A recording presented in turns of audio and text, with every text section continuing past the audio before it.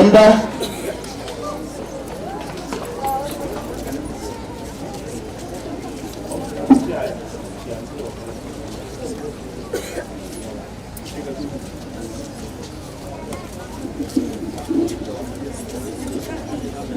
Face the camera, please. You face the camera. The camera.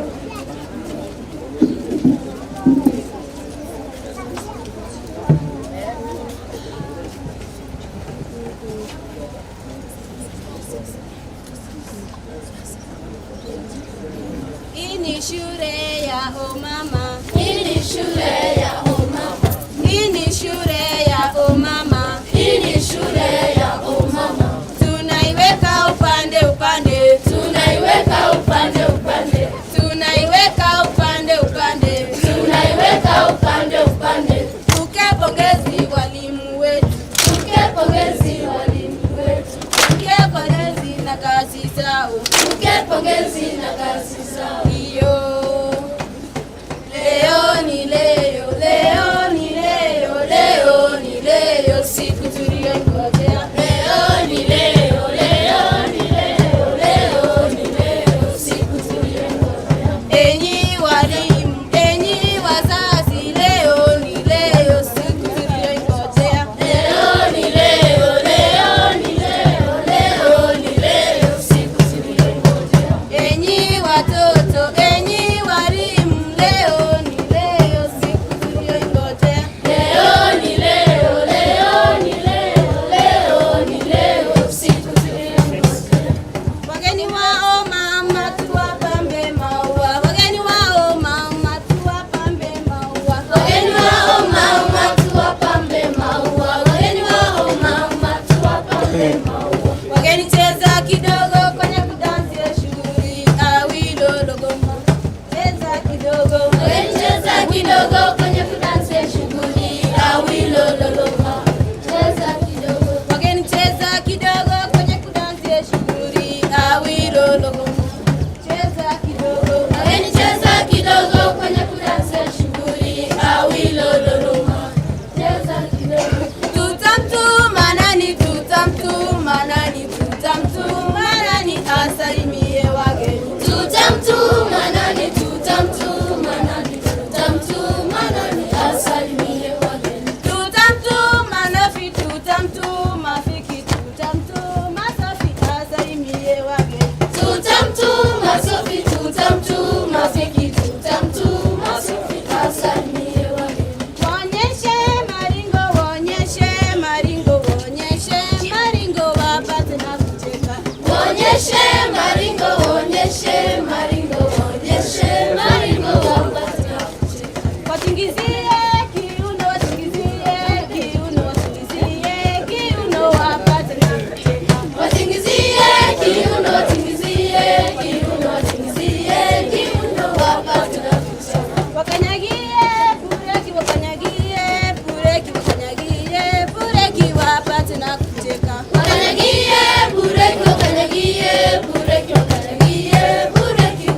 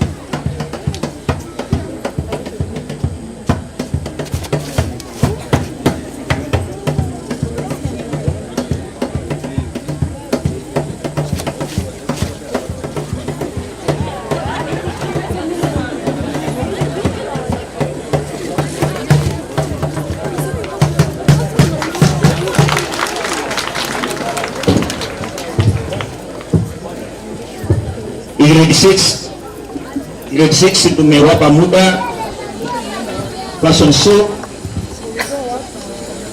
tufanya haraka kwa sababu ya muda.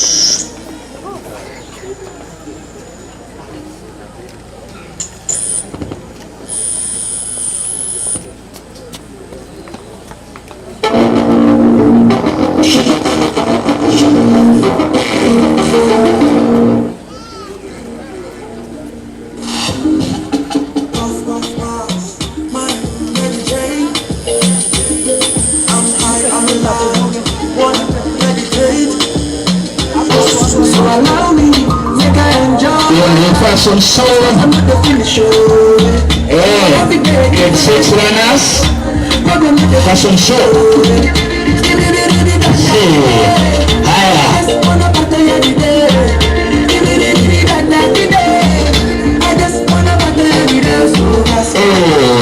Pretty girl, come wine on the party.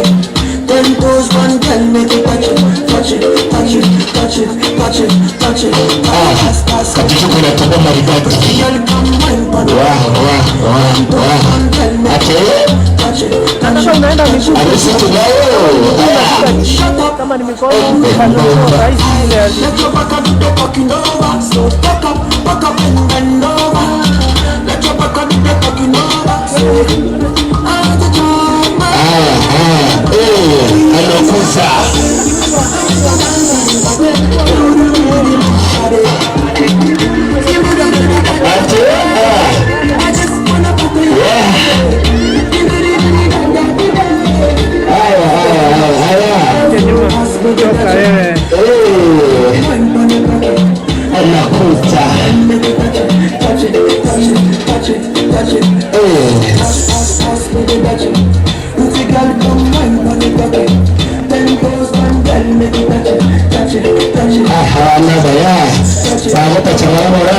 Umeingilia fashion show. Vile mnakuja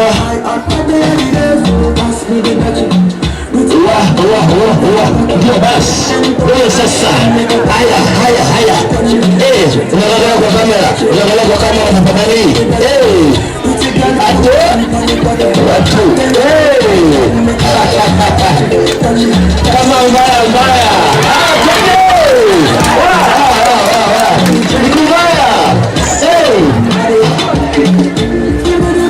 Omama Academy. Omama Academy. Grade 6. Performing fashion and design. Inakuja moto.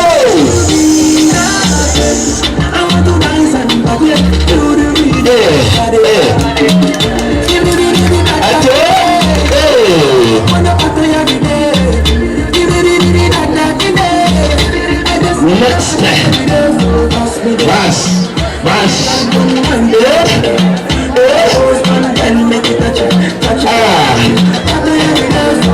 Mama tunayo.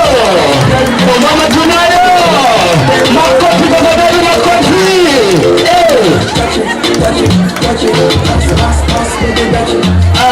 Anaitwa ni nani? Anakanyaga.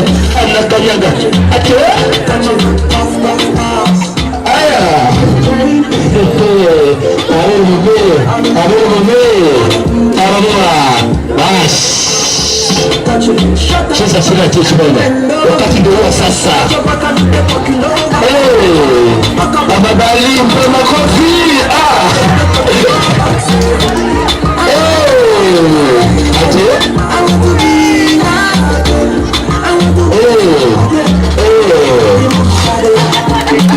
Makofi kwa tafadhali. Anayefuata ni nani? Kuja pale hivyo. Sasa kuna yule mtoto amejipaka vitu bwana, anaonekana mzuri bwana.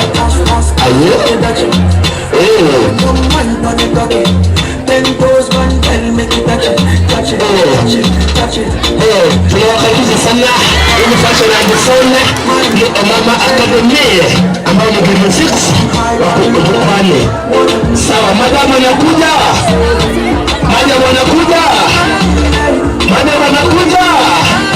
Madam mdogo. Sijui ni mtu madam nani huyu? Madam, kama mkofi ya madam tafadhali. Kama mkofi ya madam. Niko baya. Nani anashika steering tena? Enjoy.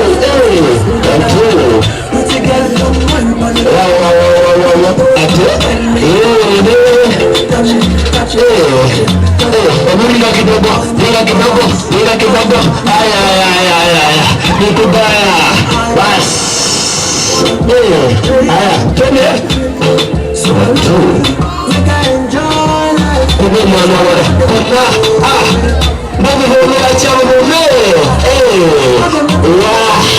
Amevalia mavuli, anaruka kidogo.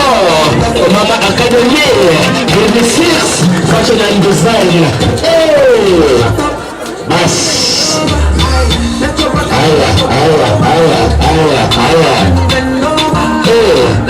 Very simple.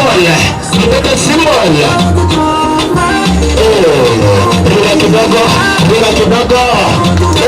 Makofi kwa tafadhali. Kwa makofi kwa mtoto. Bas, vijana wamekuja sasa. About is high. Bas.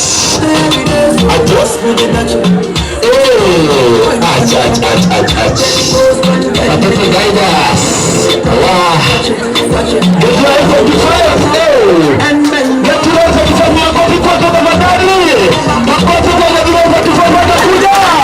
Anaingia.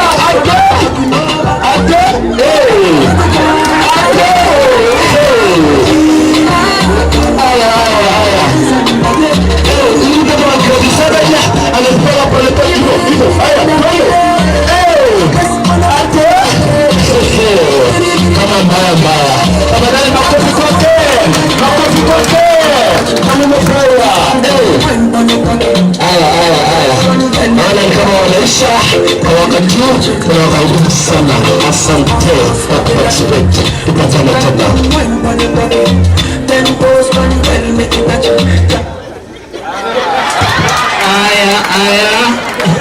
Aya, masemaje? Wapige makofi kwa wingi. Ningependa sasa tutulie.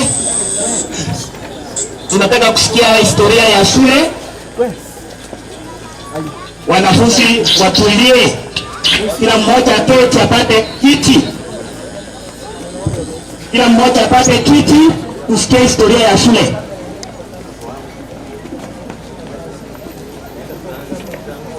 Ningependa kila mmoja aketi atulie.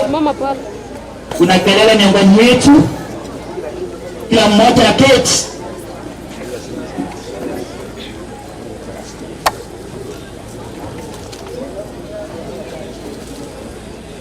Huko nyuma kuna wanafunzi wanaongea, wengine keti.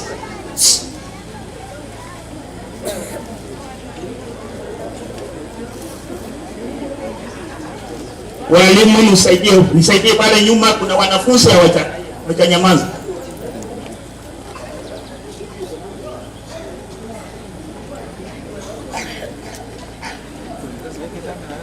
Kulia kwanza.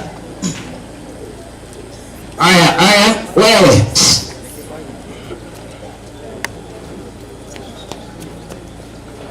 Aya, wacha tumpe nafasi uweze kusikia historia ya shule. Weka. Manager, manageress, head teacher, deputy head teacher, teachers, parents, distinguished guests, ladies and gentlemen, pupils, I greet you all. Good morning. I hereby represent you the history of Omama Academy. The school started in the year 1996 by Reverend Samuel Nchoga with classes ranging from nursery to class 3 with Mark Omati as the director. It started with a total school population of 50. It started with a total school population of 50 pupils and 4 teachers with grass-thatched simple structures as the classrooms. 5 years after it started, the school registered its first KCPE candidates in the year 2000 with the leading candidate scoring 510 marks out of 700. The school has progressively been improving in terms of the performance in KCPE to date. The school has been served by the following head teachers since its start: Mr. Evans Meroka, Madam Ruth Douglas, Mr. Nyabioke Bonfes, Mr. Samuel Moturi, Mr. James Moranga, Mr. John Chinega, Mr. Geoffrey Oyaro, and Mr. Isaac Magati. Currently, the school sits on 2 acres piece of land. The school has developed in terms of infrastructure with a total of 17 classrooms, 3 offices, a computer room, and 1 multi-purpose hall. The school has also advanced in terms of transport to aid pupils from far places to get to school in time. The school has a total of 3 vehicles, 1 bus and 2 vans, to aid in transport. To enhance the development of the talents and skills of learners, the school has a playing field where co-curricular activities take place. Water shortage is never a challenge to our school since it is located at a point where it is surrounded by a multiple of water sources. We currently have a total school population of 352 pupils, 152 boys and 200 girls. We also have a total of 22 staff members with 7 members in the non-teaching and 15 in the teaching. Finally, our school is both a day and a boarding school. Just as the motto states, bidii tutaongoza, Our main aim here is to work hard towards achieving our set objective. God bless our school. God bless Omama. Thank you. Nimesikia tumetoka mbali mpaka ambapo tulipo katika hiki kipindi. Sasa ningependa kumkaribisha mwalimu mkuu introduce his staff. Mwalimu, karibu. Turudi wa kujua wala ambao ni wafanyikazi walimu wa issue. Kwa hivyo walimu mahali mko pale, mkuje wafanyikazi wote, wazazi wa watu. Fanya haraka.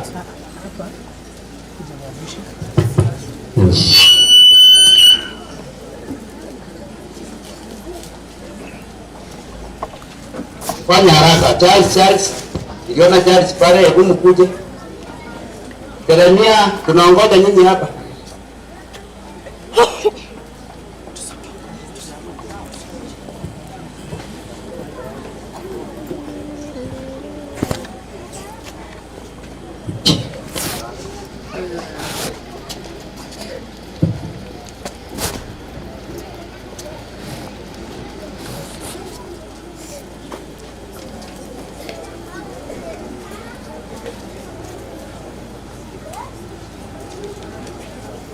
Tusogelee mwalimu mkuu pale. Picha yetu inasema tusonge pale. Tafadhali kwa heshima tusonge tu pale mbele. Hivyo. Uko sawa? Good. Hawa ndio wafanyikazi na walimu wa mama. Ningependa kila mmoja aseme jina lake na ile sehemu ambayo yeye hushughulikia.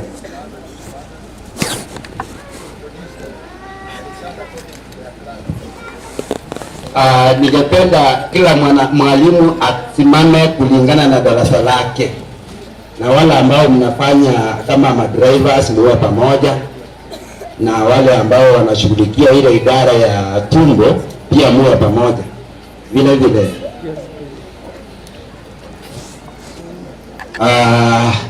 Sababu ya muda, ningependa huyu ambaye ni akaapa ndio Jeremia Omweno, ndiye yeye anatulinda wakati wa usiku na mchana.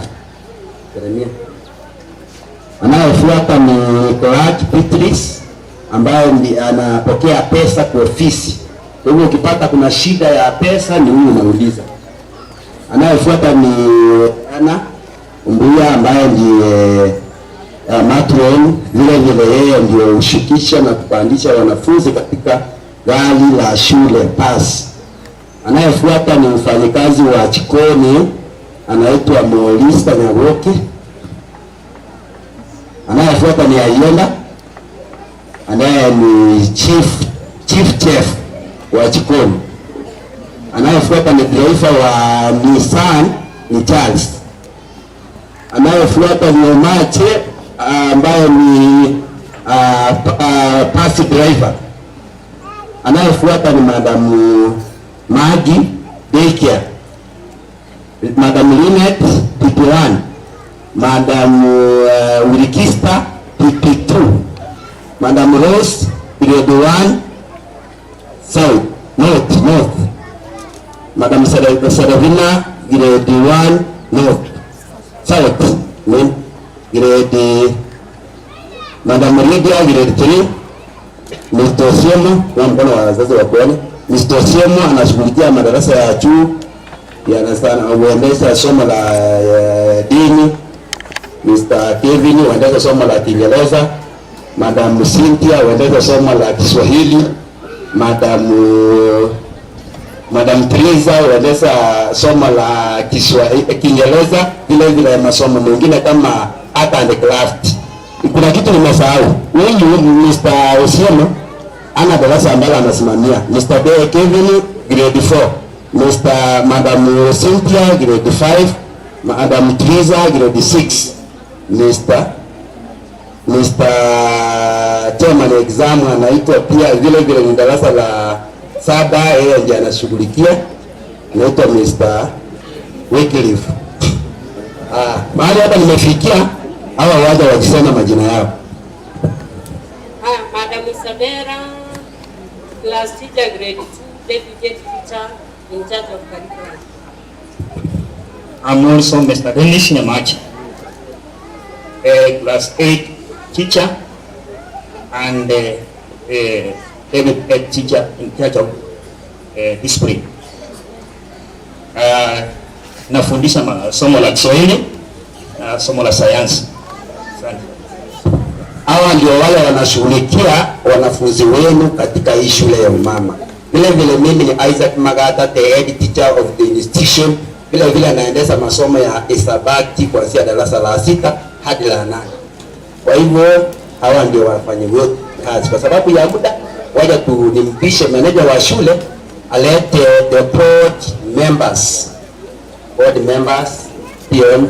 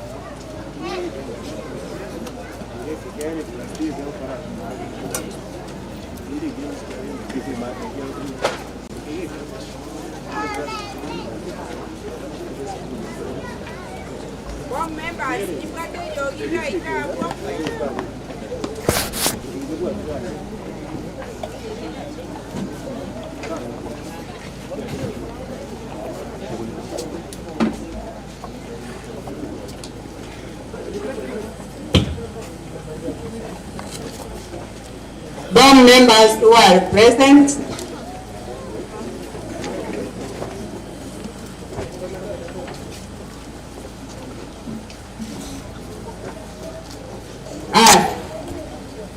naonekana wengine hawakufika.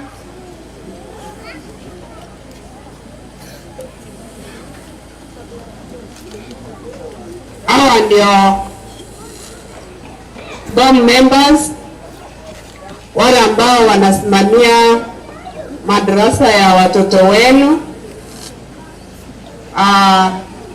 including our eco manager.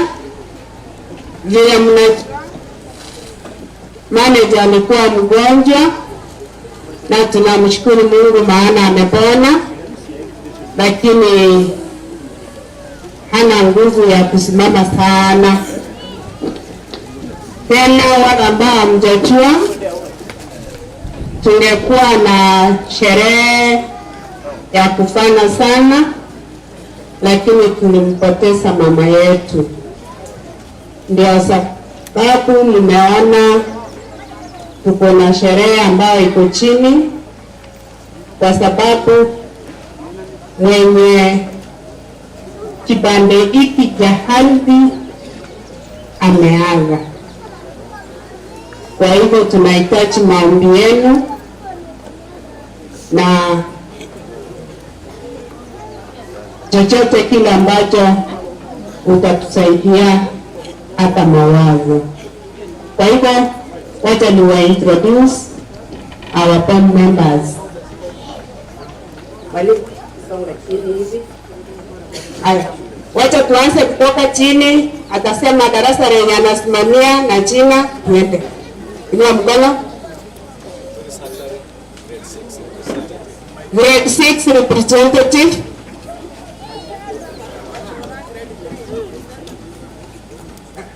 Evarini Machora, grade 3. Sophie Nyamari, grade 1 notes. Christian Pondiku, grade 5. Sabina, PP1. Gladys Mora, grade 2. Hello, Zabuko, PP1. Fidelis Nyagora, chairman of the school. Asante mafumo kwa kututembelea hapa, kwa hiyo tutafuna. Asante. Tumalizie mwalimu mkuu. na mimi ni wakati wa committee, I'm the secretary of the committee. Isaac Magata, the head teacher of the institution. No? You are said head teacher. I said the head teacher of the institution. Yeah. Kwa hivyo hawa ndio weuka waone. Weuka wa kuona. Hawa ndio wale ambao wanawasimamia wawakilishi wenu. Ukiwa na shida, umeona mwenye anasimamia darasa lako, utaenda kwake. Asanteni, enda mkae.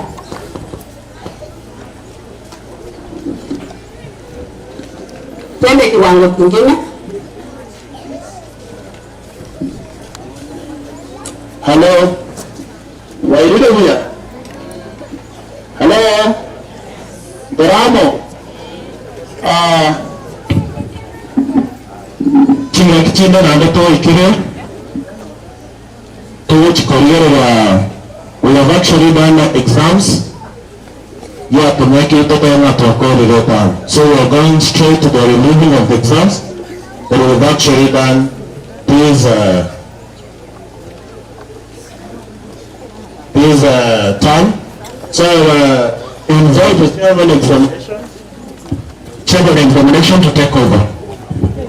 Thank you very much. My name is Mr. Winkle Bobura, chairman of mission in this school. So manager, I implemented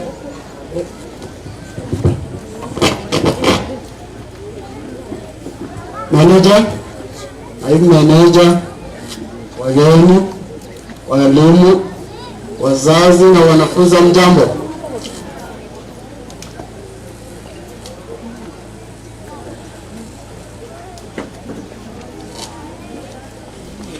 Radhi, manager, wageni, walimu, wazazi na wanafunzi mjambo. Amjambo.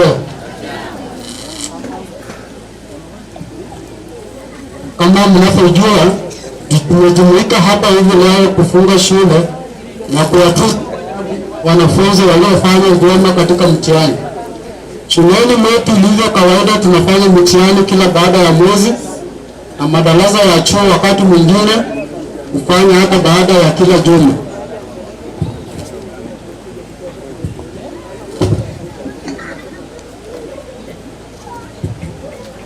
Mtaniwia radhi sababu ya mitambo.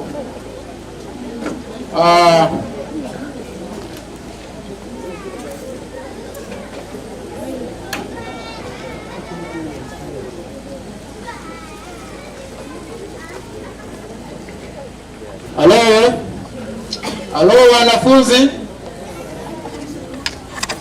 tunyamaze tafadhali. Manager, naibu manager, wageni, walimu, wazazi na wanafunzi na wasalimu mjambo. Kama mnavyojua, tumejumuika hapa hivi leo kufunga shule na kuwatuza zawadi wanafunzi waliofanya vyema katika mtihani. Shuleni mwetu ilivyo kawaida tunafanya mitihani kila baada ya mwezi, na madarasa ya chuo wakati mwingine baada ya kila wiki moja ama wiki mbili.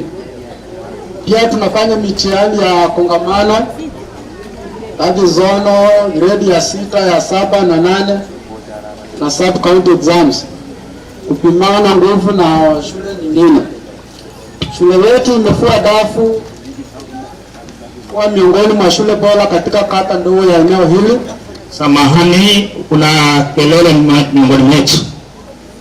Kuna kelele, ningependa tutulie tupate matokeo ya mtihani. Tafadhali tulieni. Mwalimu endelea. Shule yetu imefua dafu kuwa miongoni mwa shule bora katika kata ndogo ya eneo hili. Hii ni kutokana na ushirikiano baina ya walimu, wafanyakazi wa shule, wazazi pamoja na wanafunzi. Hili limeweza kuipa shule yetu sifa nzuri. Pia mwaka uliopita mtihani wa kitaifa tulifanya vyema. Mwanafunzi wa kwanza alizoa alama 389, alijiunga na shule Pola nchini Kenya, huku wanafunzi wengine wakizoa alama zaidi ya 300 kwenda juu, mwanafunzi wa mwisho akiwa na alama 254. Hiyo inamaanisha kila mwanafunzi alikuwa juu ya wastani. Wanafunzi hao walienda shule nzuri. Kuna vijana ambao wamejiunga na shule ya fulani ya Liokindo, wengine wako shule ya fulani ya Nyambale. Tuko na msichana alienda shule ya kitaifa ya Rolete, na wengine wengi wao nao wanafunzi wa mtaala wa umilisi CPC. Hatuchawaacha nyuma sana gredi ya 3, ya 4, ya 5 na ya 6 wa kuwafanyisha mitihani ya kitaifa ya kutathmini uwezo wao, na hiyo mitihani tunaituma kwa idara husika. Mwisho watahiniwa wa mwaka huu gredi ya 6 na 8 tumewaandaa ipasavyo na wako tayari kwa ajili ya mitihani hiyo siku ya Jumatatu. Nawaombea mama wanapoendelea kujiandaa. Kwa hayo machache nawaombea kila la heri na Mola asidi kuwabariki. Asanteni. Kabla ya kwenda matokeo ya leo, I have the breakdown of how we did our zonal exams plus sub-county exams, gredi ya 6, 7 na 8. Kwa kuwakumbusha tu mwaka uliopita, wanafunzi wetu walifanya vizuri jinsi nimeelezea. Mwanafunzi wa kwanza alizoa alama 389. Alafu zaidi ya wanafunzi 20 walipata alama zaidi ya 300, na wanafunzi 7 wakapata alama kuanzia 224 mpaka 299. So it means everybody was above the average. Then English we had a mean of 66.4. Mathematics we had a mean of 65.25. Kiswahili we had a mean of 64.15. Science we had a mean of 66.31. Social studies we had a mean of 61.05. Total minimum of 323.15. So that is a positive deviation of +1. Actually +2, because the other year we had a total minimum of 321. Then last time also we did our zonal exams, and in our zone we have 28 schools competing for the same. We can see grade 6 out of 28 schools, that is control zones. Out of the 28 schools in the Nyacheke zone, our school emerged to be position 1 out of 28. Makofi. Thank you very much. Kwa hiyo mtihani we have the 10 cases, wale wanafunzi 10 bora. Girls, nikianzia na girls, grade 6 we had 4 girls. Pia wasichana makofi tafadhali. Boys, we had only 1 boy. Pia makofi. Okay, tukienda darasa la 7, out of 28 schools also we became position 1 with a mean of 308.93. Makofi. Thank you. Top 10 girls, we had 2 from that class, and also we had 2 boys from that class. Makofi kwao. Then our candidate class, out of 28 schools, we emerged position 2 with a mean of 339.59. Then top 10 cases, the number of girls, they were 5. Tuwapigie makofi. The number of boys, they were 2. Makofi. Thank you very much. Then on the same term, that is term 2, we have also sub-county exams, and sub-county is done by only standard 7 and 8. And in the sub-county, we have 117 schools competing for the same. Nikianzia grade 7, our school emerged to be position 5 out of 117 schools with a mean of 313.13. Then our candidate class, that is class 8. So it means grade 7 we had a positive deviation of 5, because we had 308.93, that is zonal exams. Then we added 5 marks for sub-county exams. Then grade 8, we were position 6 out of 117 schools. Then with a mean of 328.57. Then this time also, mula watatu, bado we did the same exams. When I start with zonal exams is done by grade 6, 7, and 8. So our candidates in grade 6, zonal exams, they emerged position 1 out of 28 schools with a mean of 336.68. A positive deviation of 27 points, and that is good. Then grade 7, out of 28 schools, we also became position 1 with a mean of 331.36. Then our candidate class, we became position 2 out of 28 with a mean of 334.08. Then last week, sub-county exams were out. And sub-county exams we have the result of 7 and 8 because grade 6 are not included in the same. Out of 117 schools in the sub-county, that is Namachi sub-county, our grade 7 had a mean of 332.05 question 4. Makofi kwao. So among the top boys, we had only one who got 435 marks. Makofi kwake. Sasa si amejaribu sababu sub-county it has more than 5,000 people. Then grade 8, our candidate class, we became position 7 out of 117 schools with a mean of 330.30. Makofi kwao. A positive deviation of 6 compared to the zonal result.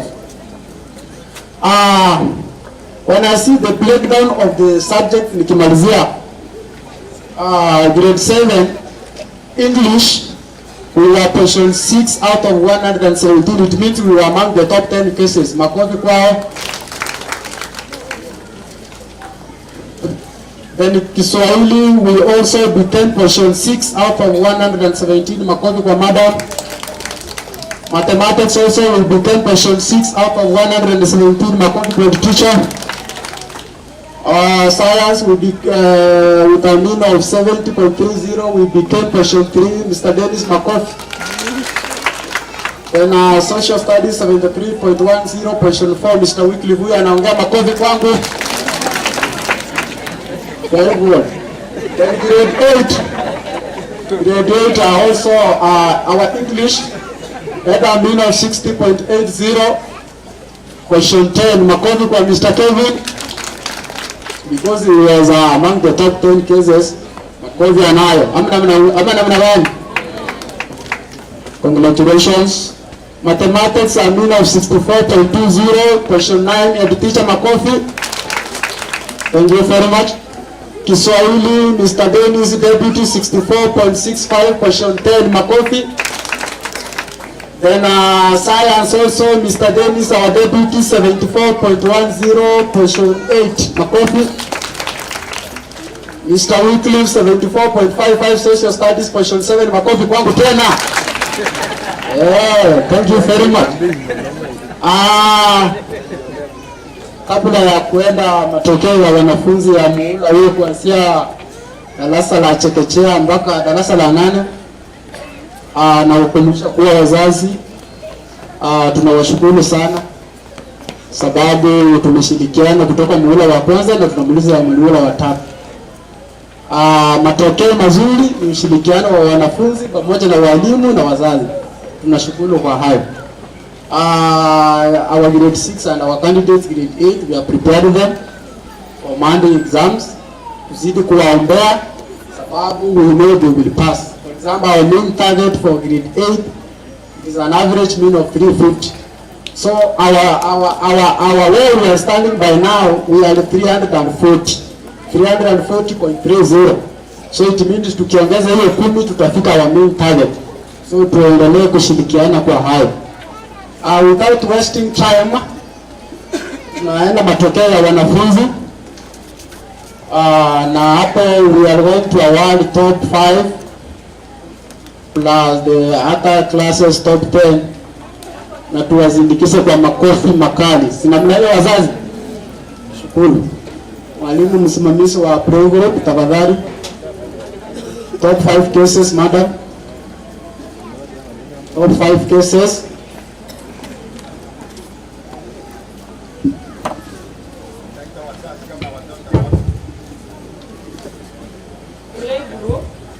Position 1 was Atar, Joshua Moruka with 379, and Miles Dillon.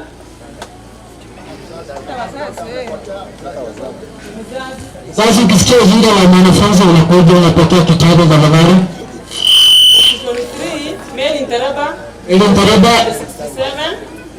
Position 4, Athalia Omoyo with 364. Number 5, Princess Namu with 359.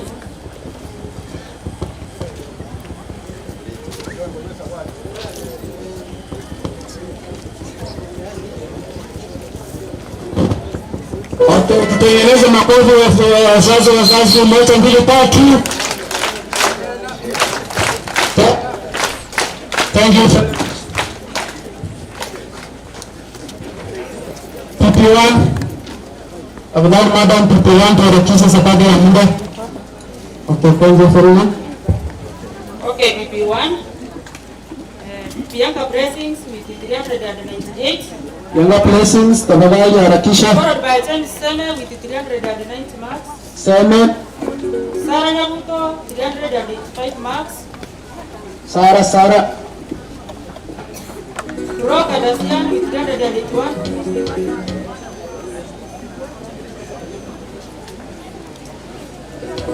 Sasa unaweza kuja kama umesikia jina la mwanafunzi, baada akikuja na wewe unaweza kuja. Jaden Ongeli 9 marks, that's number 6. Joshua Machogu with 378 marks, number 7 is Teresa Dai. Mora Beben with 378. With 373, that's number 9. So those are the 10 cases. Pedrona Obegi with 372 and Brighton Omache with 372. Those are the top 10 cases tafadhali. Ni kama wale wanafunzi unajua wamechoka, hawawezi sikia majina yao, mtatumia radhi wazazi. Tuwapongeze kwa makofi wazazi 1 2 3. Tena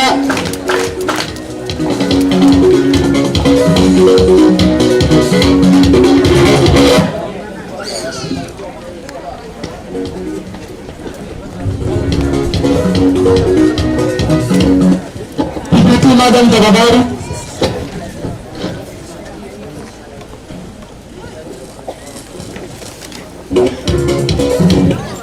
PP2 are the graduates today. The first one scored 500 marks and is Steve Manyara. If about and stay, you're welcome. Number 2, Sinati Okaru, 495. Number 3, Nemia Osoro, Paris. Number 4, Gloria. Number 3, there are 3, Nemia Osoro, Gloria Mora, and Rich Seme. Number 6, Brighton Yasho, number 6, Brighton Charles, number 6, Deborah Masese, number 6, and Adrian Moranga, number 6. Aliet Nyambega, also number 6. Number 10 now, Jonathan Abu. Tafadhali madam, mzazi unakuja hapa mbele iwapo mwanafunzi atakuja. Mwanafunzi akikuja, tafadhali ukae usikuje. Sio hivyo vile ameeleza hapo. Inastaka mwanafunzi ameitwa amekuja na mzazi wake. Mwanafunzi mbele, mzazi. Kiwezekana mzazi hayuko, mwanafunzi apokee kitabu. Kiwezekana mzazi hayuko, mwanafunzi hayuko, mzazi achukue kitabu. Hivyo.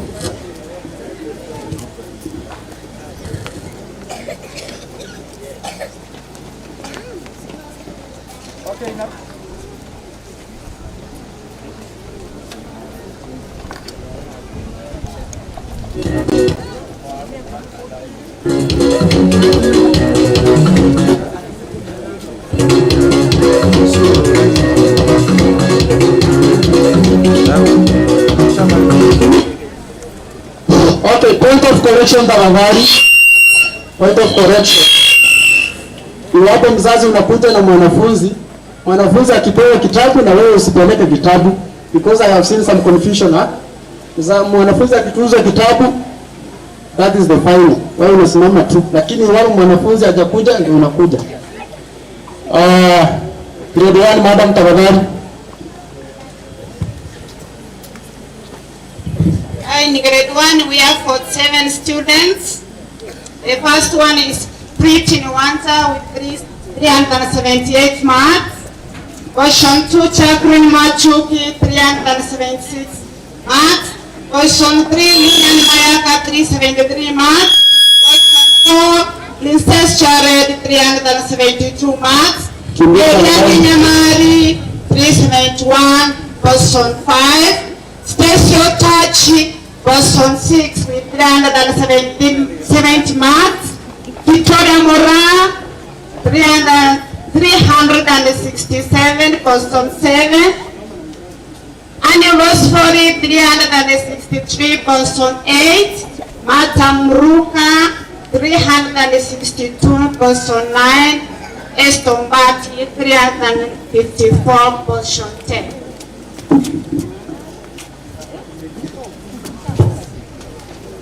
Okay, wasiwezi nataka tuwapongeze kwa makofi kwa njia.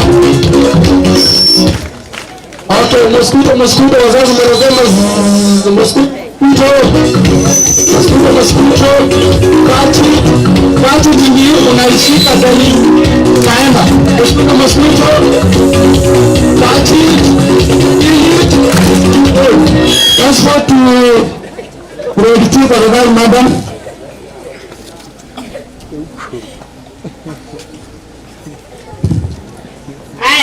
In grade 2, we conducted 4 exams. And out of those 4 exams, the first one managed to score 383 marks, that is out of 100. And then Sylvia Mura, position 2, Josephine Mudari with 382 marks. Position 3, Esther Umoyo with 309 marks. Position 4, Livingstone Oruri with 387 marks. Number 5, there was a tie, and that is Bryson Mugaka and Beryl Nyamesa with 382 marks. And for that reason, we don't have number 6. We move to number 7. Number 7 also we have a tie. We have Jeria Mukwaro and Chantel Mora with 381 marks. And so far number 9 is Sila Otachi with 380 marks. And position 10, we have Kilen Ratemo with 375 marks. Thank you very much. Mzazi na mwanafunzi. Mzazi asimame na mwanafunzi. Twende mosquito wazazi mosquito. Catch it. Winsho. Thank you very much. Grade ya 3, madam please. Mzazi unakuja na mwanafunzi. Mzazi mwanafunzi to save time. Grade ya 3 waliofanya mtihani walikuwa mwanafunzi wa kwanza William Seme 390 marks out of 400. William Seme afuatiwe na Bentina Moranga. Position 2 we had a tie. Bentina Moranga and Nora Seme with 385 marks. So hatukuwa na number 3. Number 4 Jane Kakoko 383. Number 5 Clinton Otuabe 382. Number 6 Danford Nyakundi 374. Number 8 we had a tie.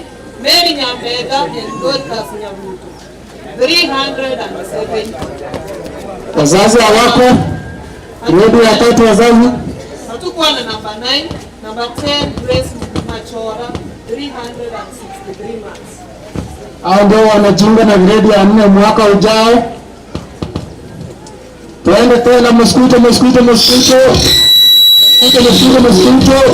Catch it. Finally, thank you very much.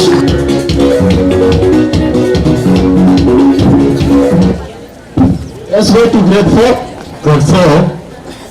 So we have a total of 30 pupils. The first position was taken by Ezra Nyego with 589. Louis Binyanya, 580. Megan Masisi, number 3, 575. Natalia Mikuro, 574, that is number 4.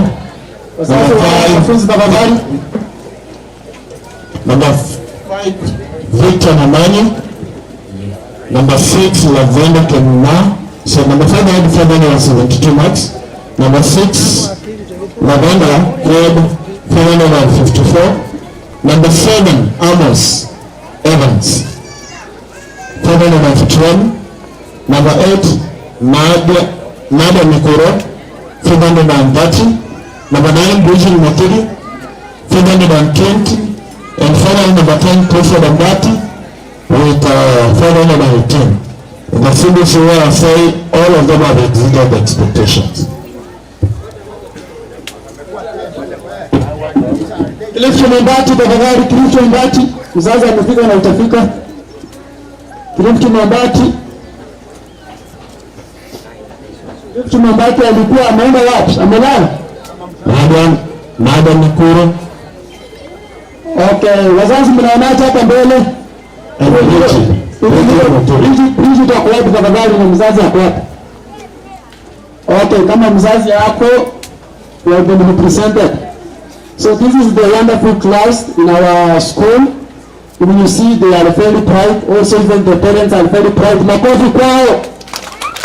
Tena, wonderful. Thank you very much. Let's go to grade 5.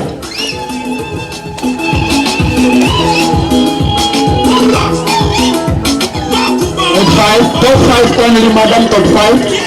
Top 5 cases only in grade 5.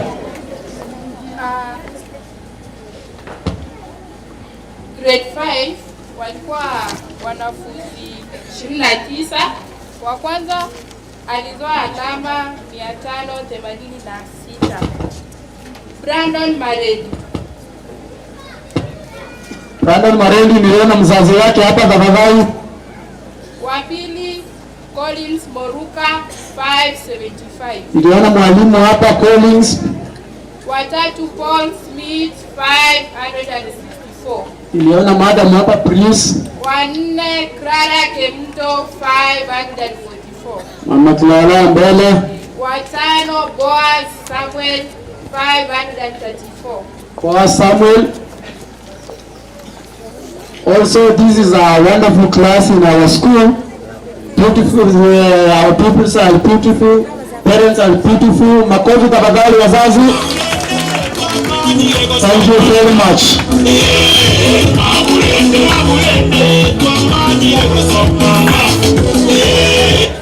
Let's go to watahiniwa wa mwaka huu grade ya 6. Anga tafadhali. In grade 6, I've been having 21 learners. The first one took position 1, that is Arnold Ondeki with 623. Arnold, please.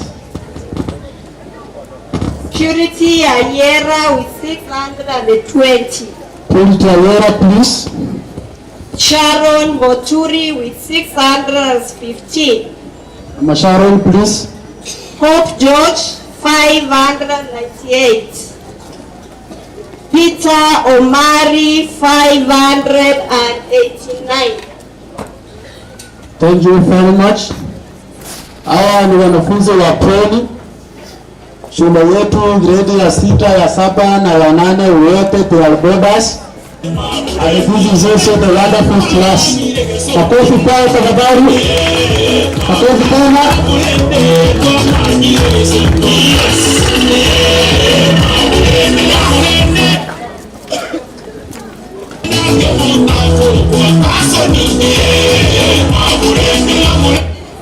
Let's go to grade 7, where I'm the class teacher there. Top 5 cases only. So, grade 7, our total of 24 learners with a mean of 331 marks. But I'm going to read the top 5. Rosso Wilfred, number 1, 435 marks. Sasa Wauru Fred tafadhali. Magati Anton, position 2, 421 marks. Madam tafadhali. Evans Emmanuel, position 3, 387 marks. Sasa Emmanuel nimemwona. Manya Nathan, position 4, 365 marks. Osiemo Ruben, position 5, 362 marks. Kwa grade ya 7 sina wazazi.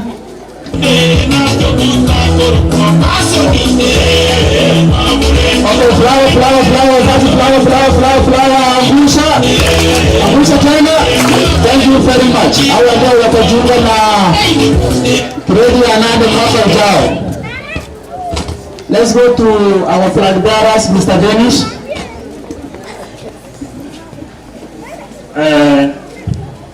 In class 8, we have 32 candidates who are going to sit for exam next week on Monday. I'm going to call for first 10 pupils. The first person scored 407 marks. And not can fake numbers. Wazazi, kelele tafadhali, tusikisane. Kelele kutoka hapa, kelele kutoka hapa tafadhali. Faith Nyambat scored 407 marks. Makofi kwake tafadhali. That is a good one. Akafuatwa na Hilda Binsari with 394 marks. Makofi kwa Binsari, also that is a good one in that class. Watatu Edmond Njore with 392. Makofi kwa Edmond, that is a good boy also. Waine Amos Majuki with 390. Makofi kwa Amos tafadhali. Watano Sharon Nyanchama with 373. Also that is a good one in that class. Makofi kwake. Wasita Shanis Kwamboka with 363 marks. While number 7, Mary Makori with 362 marks. Number 8, Sovereign Keva scored 354 marks. Number 9, Peter Muranga scored 350 marks. And the final number 10, Ivy Omiri scored 340 marks.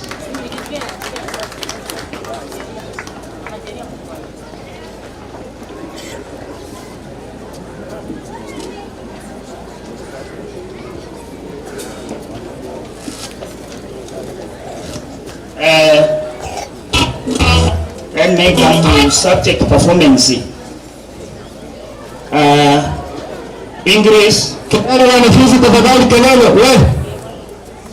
English scored a main score of 60.80.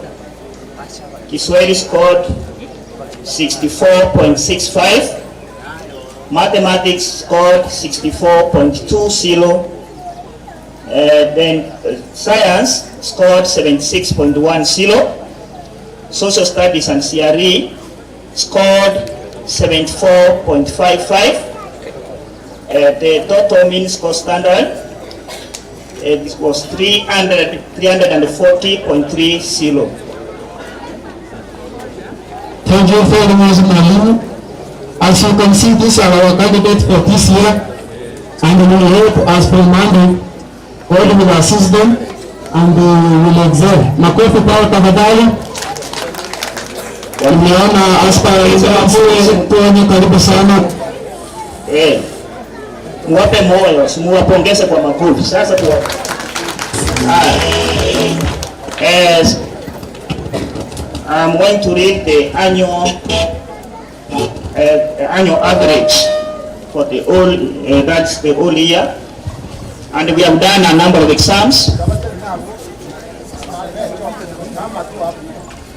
Simama vile mlikuwa, simama tupange vizuri according to your position.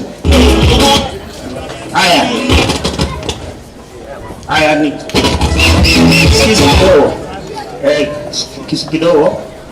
I've said we have done a number of exams since the year started, We did the first exam, we scored a mean score 316.41.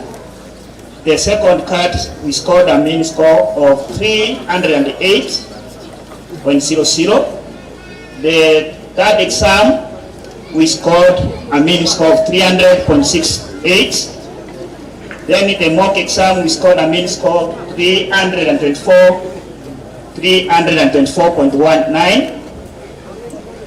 And we did that exam, we scored a mean score of 329.77. Then we did the 344, that's the other exam, 344.545, 316.64, 339.59, 328.57, 298.58, 301.52, 334.14, 340.30. So the annual average for the whole year is 321.76. So to the our expectation or our school main for this year is 350. So tunaomba Mungu atujalie, and we hope we can do better than this. Na wa skulu nyote waje tuombee nanyi au wanafunzi wakienda kufanya mtihani next week. Asante sana. Thank you very much. Tunawasamehe. Nikimalizia, to award our top 10 prizes who appeared in our zone exams. You can very fast. You can say top 10 boys will have Arnold Ondoki.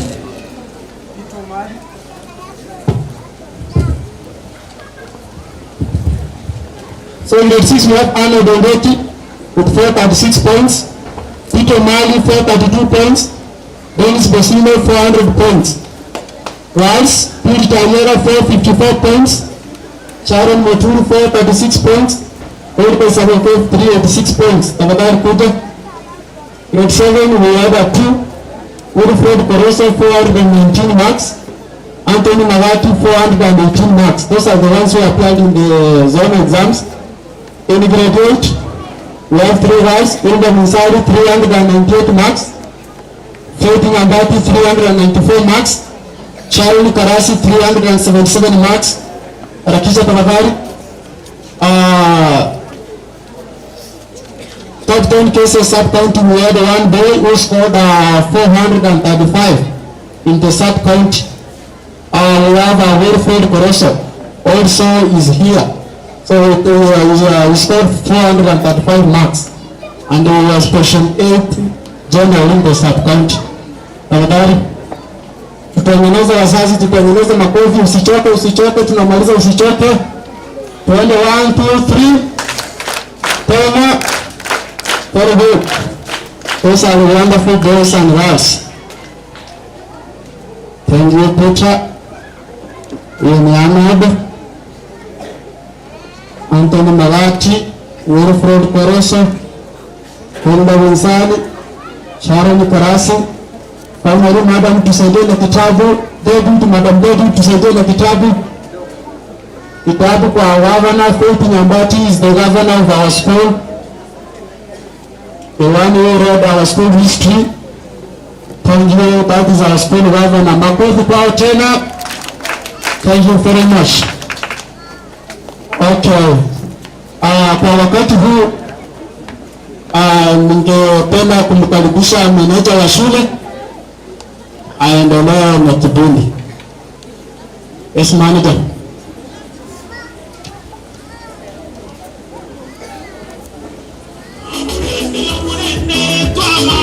So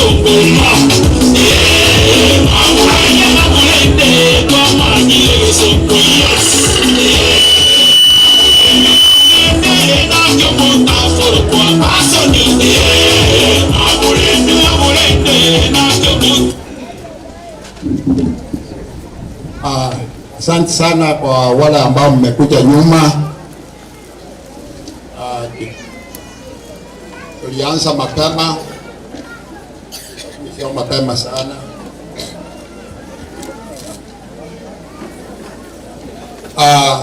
Nashukuru kwa nyinyi kufika, na nataka kurudia kwamba ingawa tunaendelea na sherehe hii, mama mzazi mwenye hii shule amelala. Kwa hivyo tunasherekea, lakini sio jinsi vile tungesherekea wakati uko na furaha. Kwa hivyo haraka ndio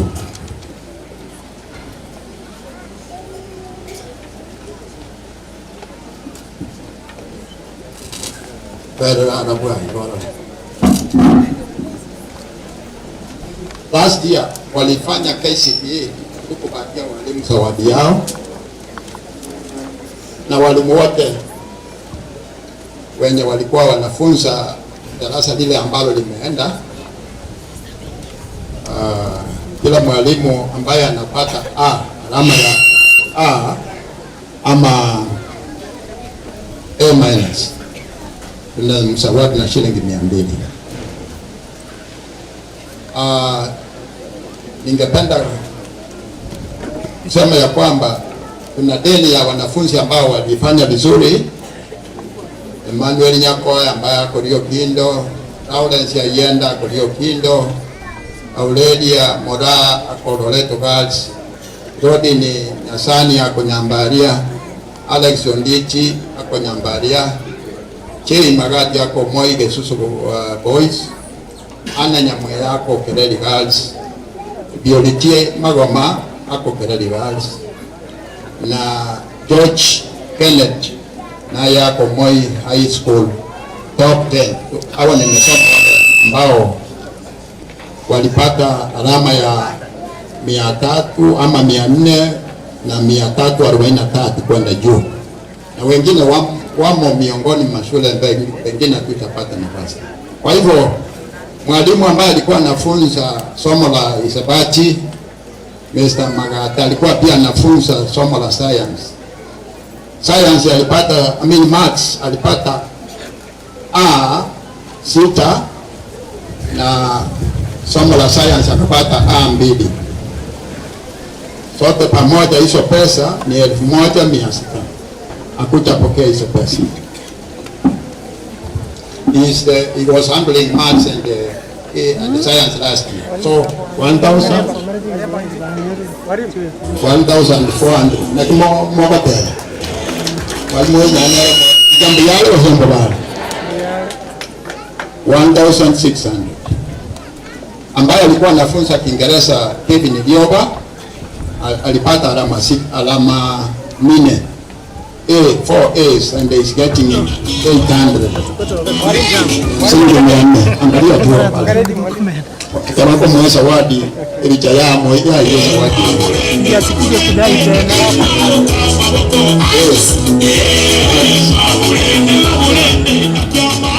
Ambayo anafuata ni Mr. Dennis, alikuwa anafunza Kiswahili na alipata A3 600.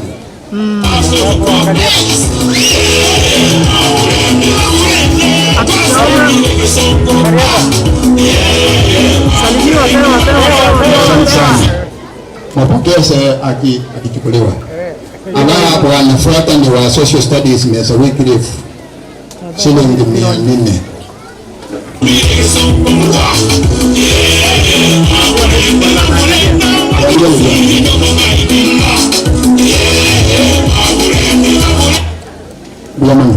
Asante sana. Pia na mazoea kila mwisho wa mwezi shule yetu hapa ni policy kwamba kila mwalimu mwenye anafikia kile kiwango cha alama yenye tuna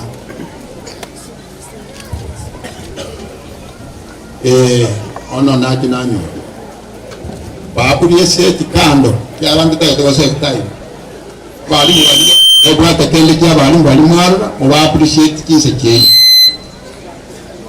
they will appreciate them at their own time.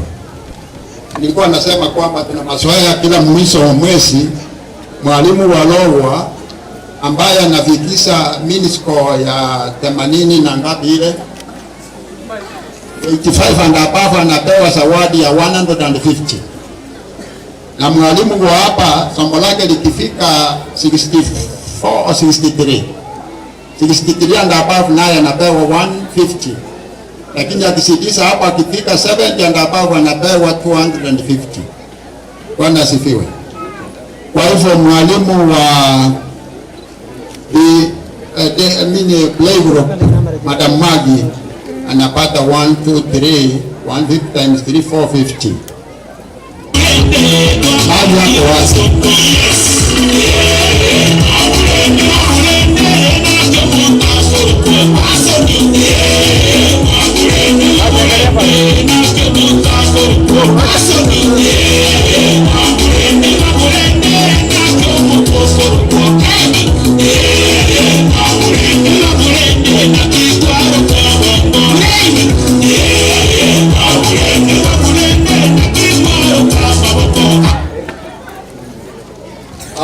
Ambaye anafuata ni PP1 naye alitunukiwa aliwahi kupata 450.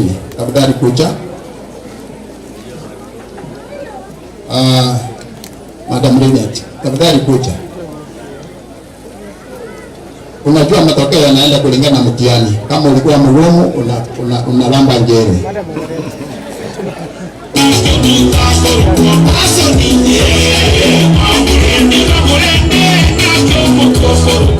Asante madam.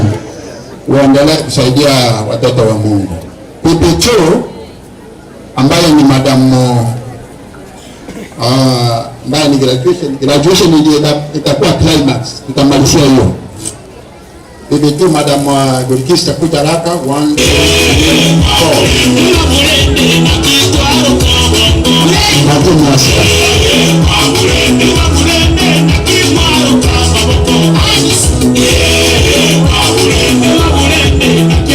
Madam wako.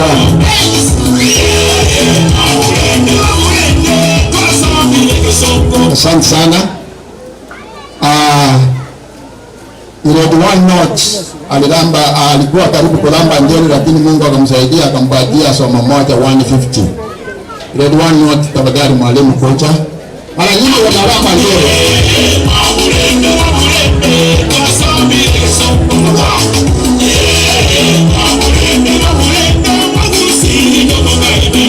Asante. Bila grade 1 note, hiyo ilikuwa grade 1 note. Grade 1 south naye huyo alipata tunukiwa katika somo la Kiingereza, na wa grade 1 south naye alipata moja tu katika Kiswahili, na yeye karibu aende nyumbani bila zawadi. Madam Salvina na ni mke wa head teacher.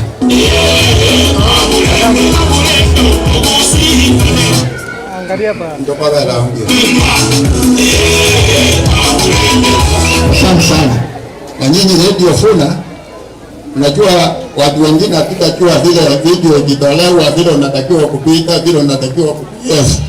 Kwa hivyo hii ni mafunzo tunaendelea. Asante sana. Mkiona tukipita hapo is because of ignorance.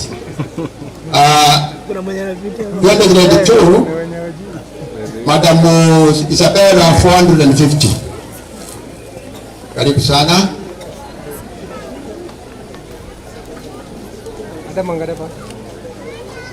Asante sana. Grade 3 Madam Redia, karibu nao urambe njema. Lakini Mungu akakupatia somo moja. Angalia pale madam. Wengine wanaweza ipika, lakini hao wamezoea. Nimekuwa tukifanya hivyo mwaka mzima. Mambo bado. Grade 4 walifaulu kutunukia walimu wao wote Itapokuwa mwalimu wa science na mwalimu mwenye anahusika na art music. So mwalimu wa Kiingereza kuja 150 kwa somo la Kiingereza. Mwalimu wa Kiswahili mwalimu wa Kiswahili anapata 250, 250 kwa somo la Kiswahili.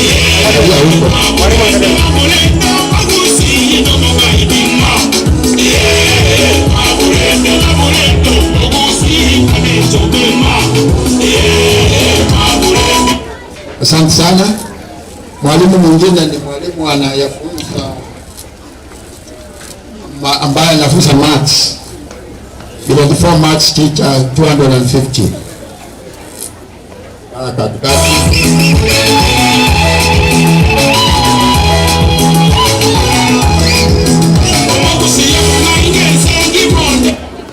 Mwalimu ni mwalimu wa social studies 75.52 250.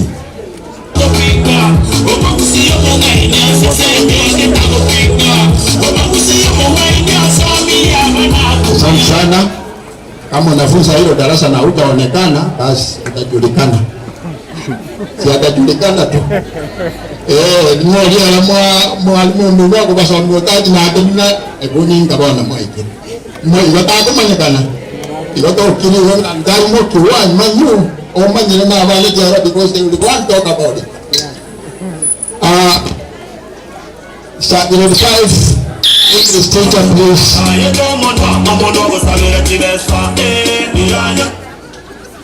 English teacher grade 5 150. Asante sana. And then Kiswahili teacher 150. Kwa babunjana ande bako batira. Kwa batamunga tilikiversiana. Alafu Kiswahili teacher asika? No.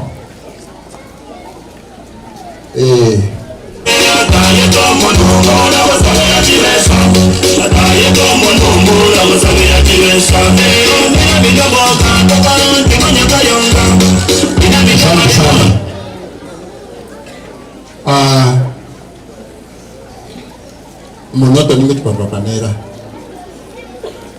Aye etua ni wana ya watile katua ni kalika kabera katua ni juango kwa mwalimu wangu. Jodara kutumbia na pala ndese ni nombo vizuri. Etua ni ndo jiko na paroga na inditue kana bando patale ngo. Grade 5 mwalimu wa maths teacher. Obisa kala ndio mwalimu wa social studies.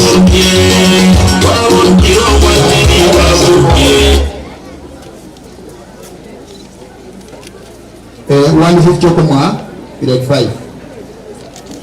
Wala bwango.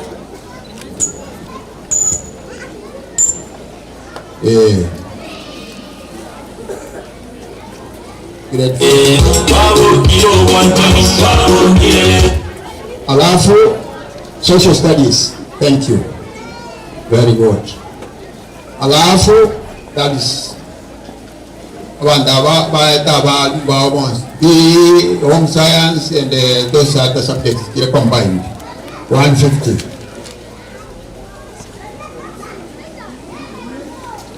Kung na wala ba pala sawati wala na yan na pumaisa ko ano man na ngamule babel kung saan si music agini kita sa 150 demanda mga tanan by 150 mo buka techuan si morang mo le yere de sangero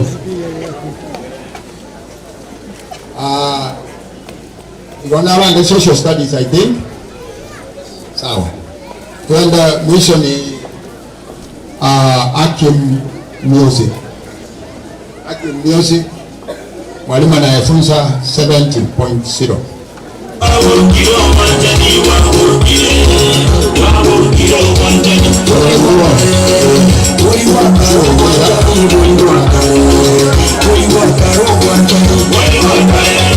Sana tuende grade 6.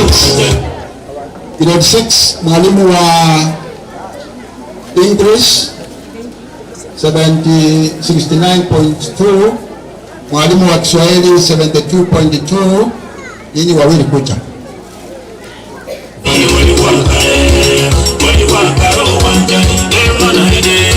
By 150 each. Na moja 50. Na moja kwa timu kwa kianzo kumala.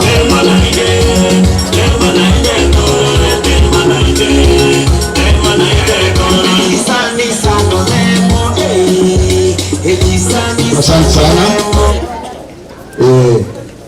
Bali babele kwa 200 sababu jazo wao. Kwa cha wale banyo wale 250 babele.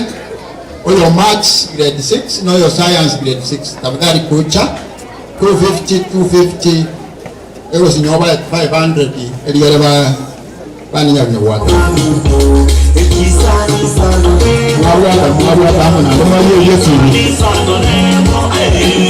Asante sana. Mwalimu wa 6 anasomea social studies, tafadhali kuita nawe 150.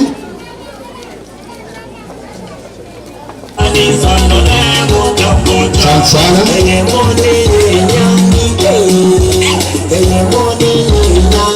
Asante. Walimu wa 6 home science, PE pamoja na acting music kipago ni 250 each. Kama unafundisha somo hilo na hata mkiwa group ujue hizo 250 mtawanya namna gani.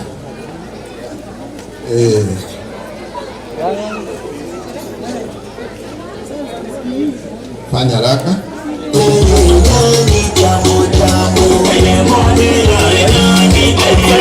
Usiambona kidogo tayari. Leso siamo. Asante sana. Kaenda mbola nene. Wanda demo save time. Wala rampu ya mwana kwa tenene, kwa tenene mwana. So kwa. Abami kwa abayibuli n'abakwandiri byamure mwensi. Nabo tirasenge dona ikirega na arire byamagendererete. Ande chaki abana koruka ekarmo abatakiri koruka bawikaga atokora rubusuku byamana. Byamana. Tanyolo moyibuli grade 6 onde bwenso. Njwangu. Njoyo wa sabadi na ne kwa tani bini. Oje grade 7 mwalimu wa somo Kiswahili 66.60. Byamana so oje. Mora anda bini moko birenda ngara. Aya Krisa. Nene ngende ketaraba ngokamba tolemaye. Yes. Grade 6, grade 7 Kiswahili teacher, please come. 150.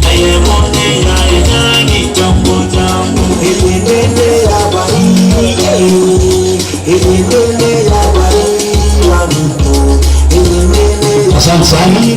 Grade 7 science teacher, please come. 250. Followed by grade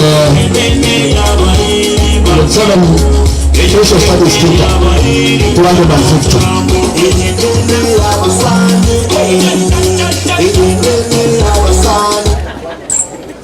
Asante sana. Grade 8 yatanyoro moyo leo grade 7 yote. Ndio bana na binti ndagala na ndio wote wanajua. Grade 7 ni kuangira kwa wacha. Ndio wacha pia utakoda wagenda ikwenda. Mtoka la. Ndio mama. Kwa lai tu mwalimu wa somo Kiswahili futa.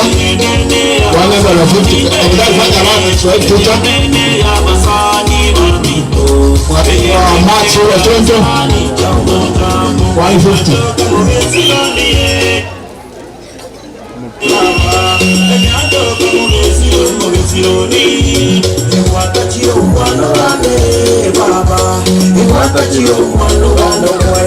Alafu mwalimu ambaye anafunza maths upset 150.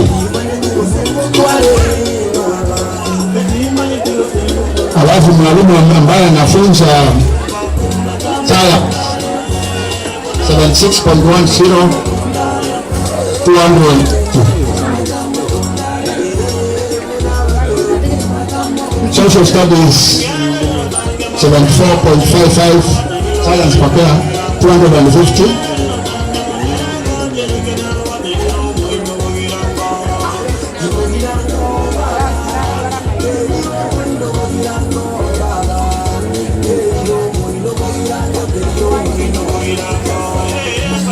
Mwalimu wa social studies ungekuwa hapa karibu. Kwa hiyo funda bwana yana hapa kwa mmoja tena kwa sasa YouTube. Wanda baba la YouTube mbali na yote. 250.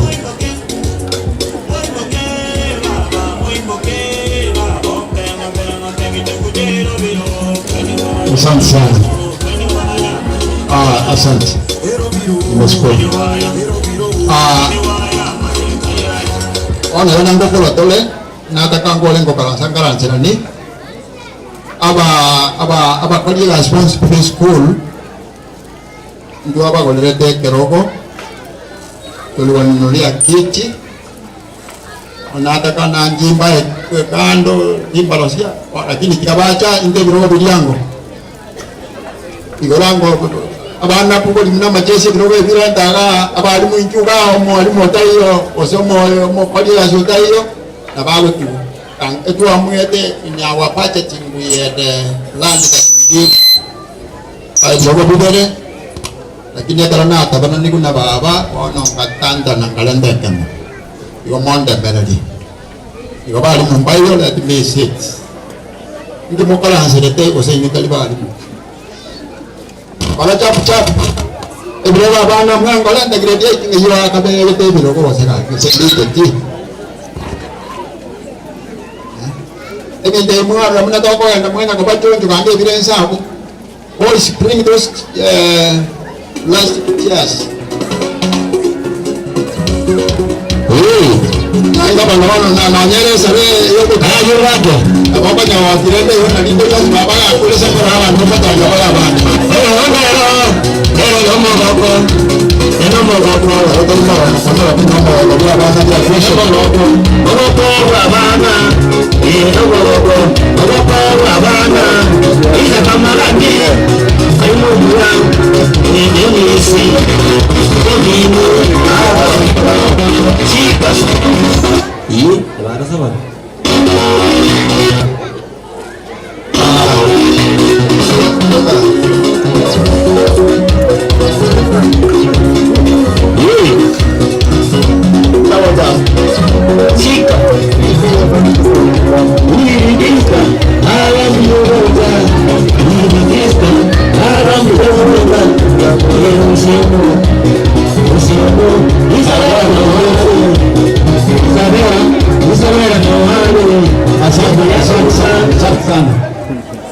I want to believe na kila mwondoke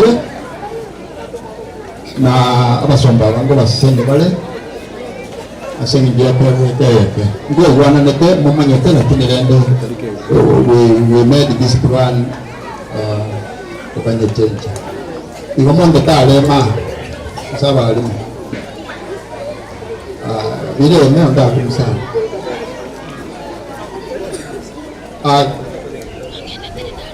Mesamaga naye oranga kama usia kama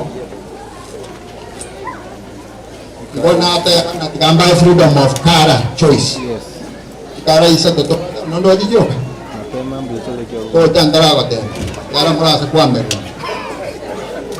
ona bimane cara yanene ndio na niba waitera sebebe ayarole se cara ya oto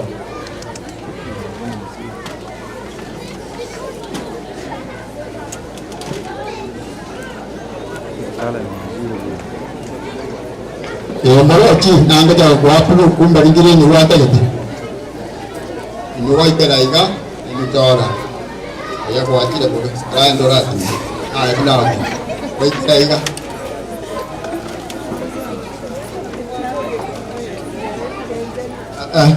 Mo atala mo da cho je kina wa to rai. Ekero wase na ekero. Ono na nyara na ko ekale ente kani jananga ne ba dia ya wetera mo. Patolo na basomba na kutuata ka ba besa magata. Ngange namba ya ba active ndua chora active class representatives to kaba ndike to atoro mondo tu atara na olio jeta ka colegas parola na ninyo abali mo bakachora na nyalebe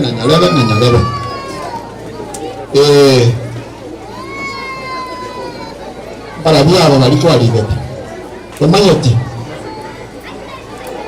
aya ande ivi ro binya very active class representative nubwe manyete otagera 8 paka inse idiroge biga basomba banaye bakwa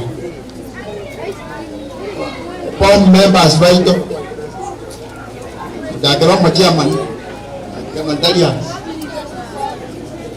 Betemwe manyete ngwa gakira okrobo dia banga babanda babang jorte ndi ba ko dine ko ko di bosai ko ya ko ya ban jete ko paragas ay au mo so Loka. Ala mo sa. Ala ro na. Kwa wo chai nga. Nga wo soka. Wo bin bela ibu. Anya tadi wo de ro ne mane de na gendo. Kanya de wo jing ko anya ba ta ban do le. Ga di bi. Mo so ba naro. Wa mo ya si center de ne. Ayah, yo polisia, kalau kemai, kami bukan deh. Menjelaskan kweli ndio dia kwani obi manango to kabiri ndo dia lagi. Wananja na wana bia tika ile ekine ko mo pasta omwani. Kumba mwe manyete na mora active. Iko bali bandu batai moka. Next year no go skanayo the next class. Please try to be very active. Ayaw mga nanoro, lakini naman. Go, itinigya pasta, umani. Kwa, ako sa kalaki na ito, agawa na kikole kamali, oyo panyo, manyete na taliwota, nabaman ito. Oyo ta na kwa, nagrasti ako, ocho kwa. Ikati wampo oyo musomba mo chama, asabele ibiyeweyo. Ila na tuombe pamoja. Baba, katika jina la Yesu Kristo ushauri milele, tukushukuru kwa siku hii ya leo Bwana, siku ya furaha kwa wanafunzi pamoja na walimu. Wale ambao walikuwa wamefanya bidii wamepokea. Bwana, wale ambao wakupata wape moyo. Naombea manager pamoja na assistant wako, ingalau wako na shida ya kuifia mzazi, wafariji. Walinde wasaidie, ili tutakapoelekea mwaka mpya tuwe sisi wote pamoja vile tulivyo hapa. Tunatakia ina baraka na amani ya Bwana watawale, na katika jina la Yesu Kristo naomba na kuamini. Amen.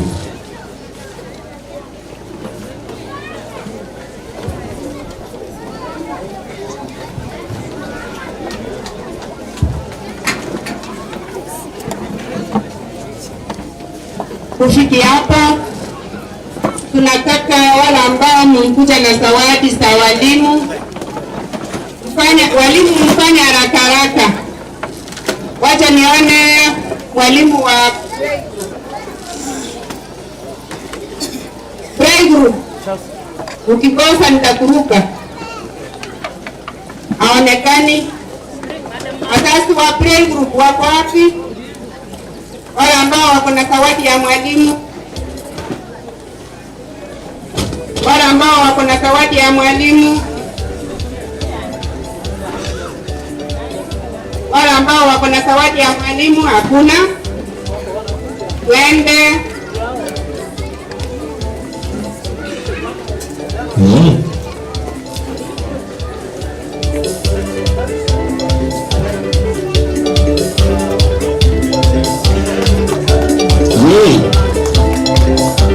Mpigie makofi. Mpigie makofi. Kazi nzuri, kazi nzuri. Ana gunia ya kupepea. Ungekuja na gunia upepee zawadi.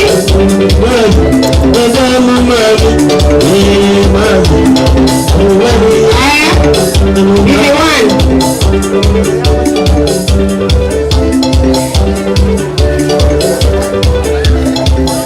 Wazazi wa Bibi One.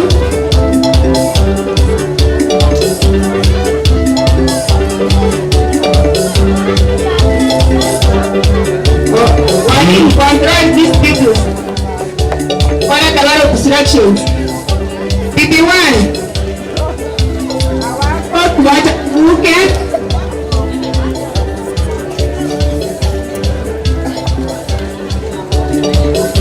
Kazi nzuri.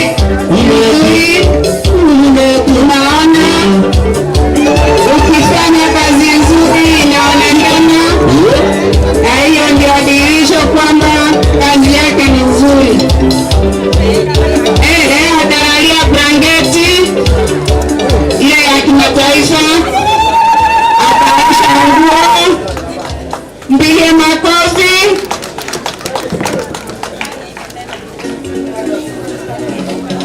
Kazi nzuri. Amefunga.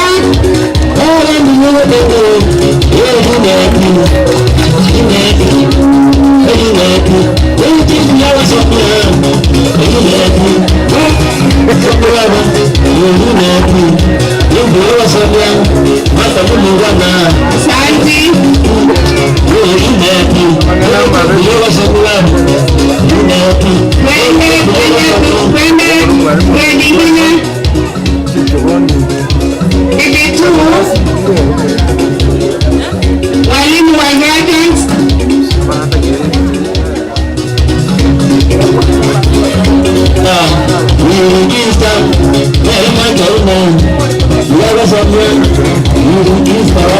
Haraka, mfanye haraka.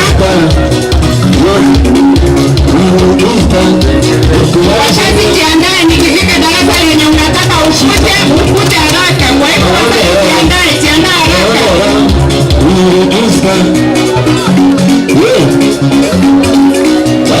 Amefanya kazi nzuri. Leo sherehe ni yake. Yeye ni wake. Ataosha nguo. Atanunua viatu.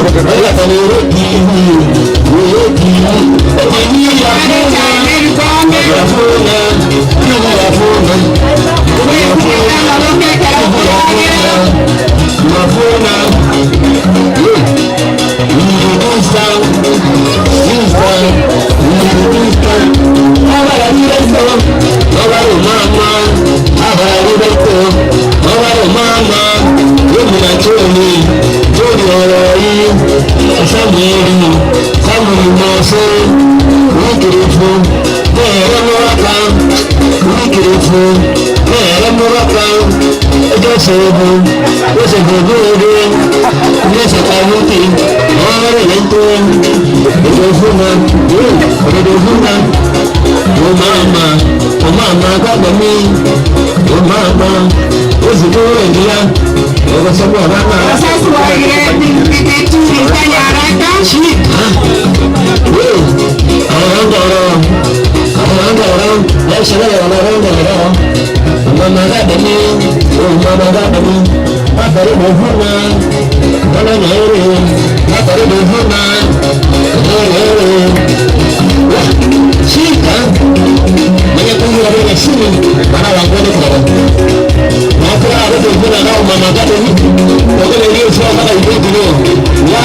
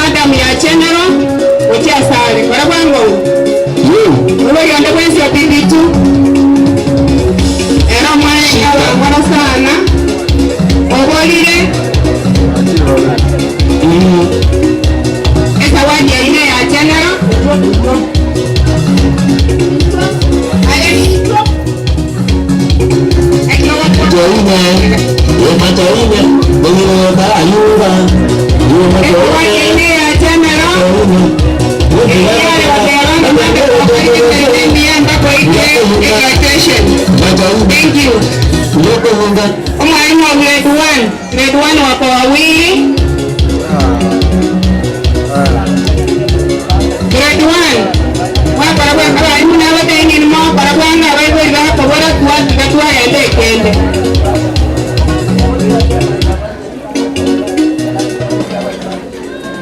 Abai grade 1. Abai grade 1 ni bare.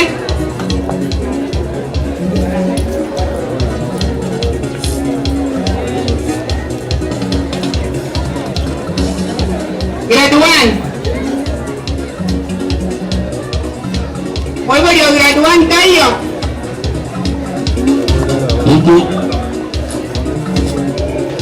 Grade 1 nanche no moi voglio rome gati aninde.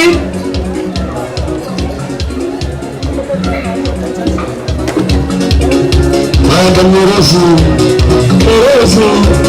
Serena, wala mbele sana. Rosi. Mbele sana. Rosi. Mbele sana. Serena. Mbele sana. Serena. Mbele sana. Mbele sana. Serena. Madam Rosi. Madam Rosi. Madam Rosi. Mbele sana. Madam Rosi. Mbele sana. Serena. Serena. Mbele sana. Serena. Mbele sana. Serena Jaina. Serena. Serena. Mbele sana. Serena. Mbele sana. Mbele sana. Madam Mbele sana. Mbele sana. Serena. Mbele sana. Serena. Mbele sana. Madam Rosi. Madam Rosi. Mbele sana. Madam Rosi. Mbele sana. Madam Rosi. Mbele sana. Madam Rosi. She grade 2.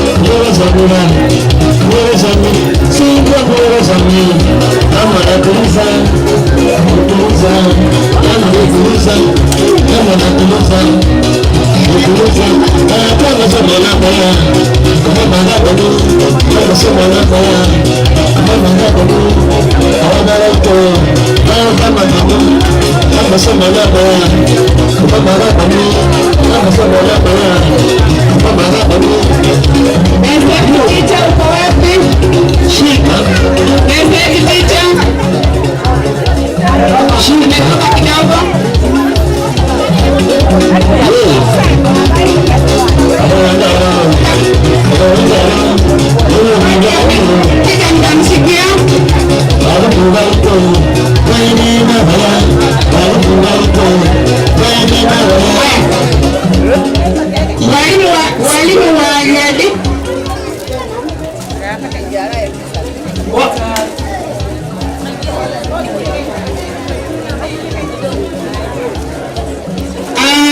Wacha tupate walimu wa Chen Mogire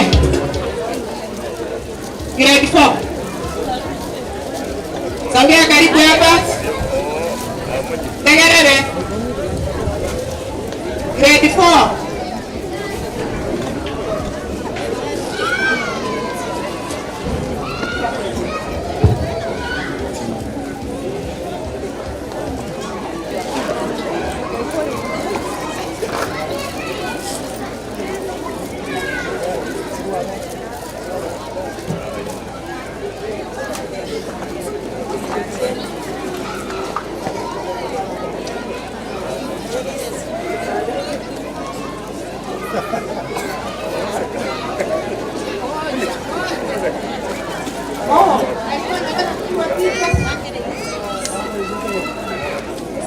Fanya haraka tutoke kiwango hicho.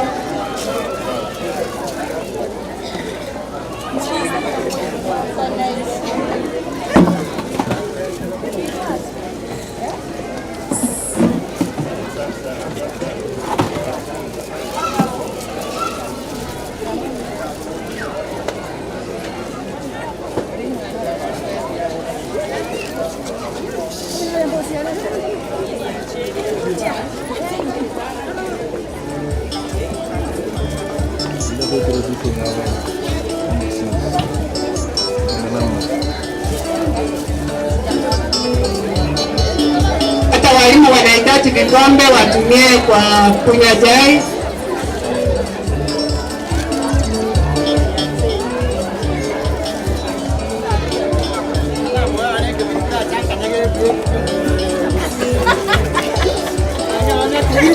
Sawa, asante.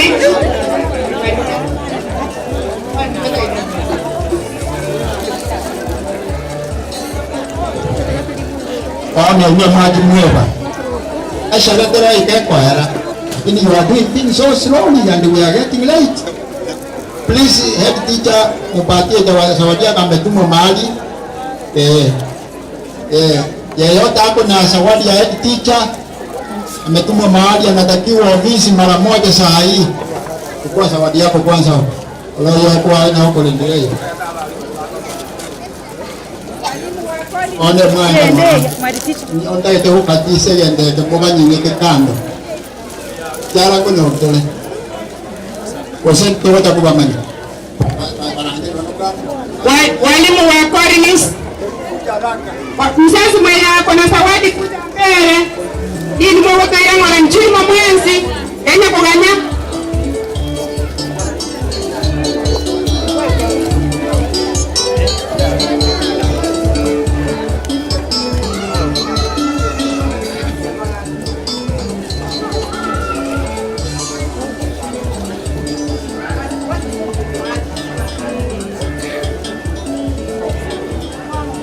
Mwabori amenana ndo tigarete.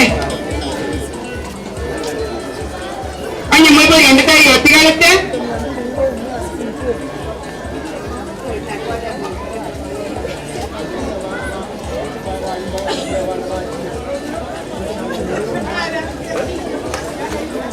In a special way, the board governs the presence of our senior chief, who is with us, who is a parent in this school. Chief, 1 minute.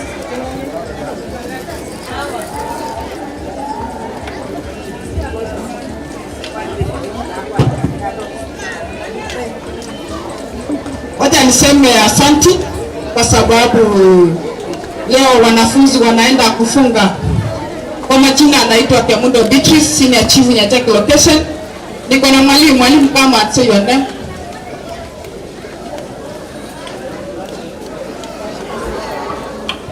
Wakati pia mwana mwenzi organize abakwe asa maleta nkoro ku job oyo nyamoka ikondo mwaka gwo mugambi gaiga lakini gondo mwalimu aria nyari bari school ekoro kugeteri secondary school abana te bangarere yeso ni anengo nyana na so mwalimu onde inyiteme pakangike gaiga nenda sabalimu bali basomi abana bane ngorwande 1,000 gotia se teacher weekly at the end of the day ngobasamba serare bakachiba ikere kama sisi ni mwezi.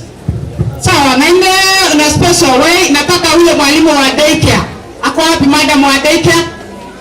Madam wa class 3 na mwalimu wote anahudumia wanafunzi wetu wa class 5. Mwalimu wote anaingia class 5 na asimame. Mwalimu wa daycare. Madam wa class 3.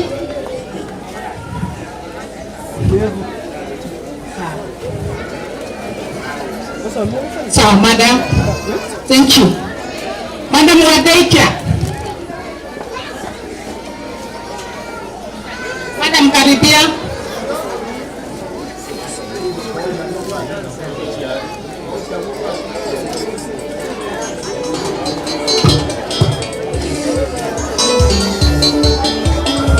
Para yumba kidogo.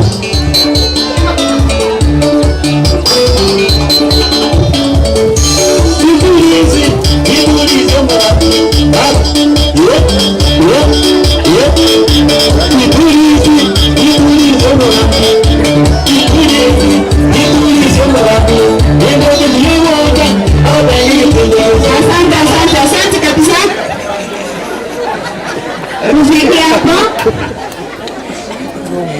Simekuwa furaha sana. Asante. Inataka kuwaletea watainiwa wa mwaka ujao.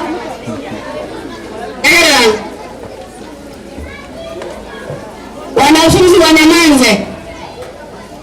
Next year's candidates etobwata abana 24 and abana once they qualified to go to grade 8.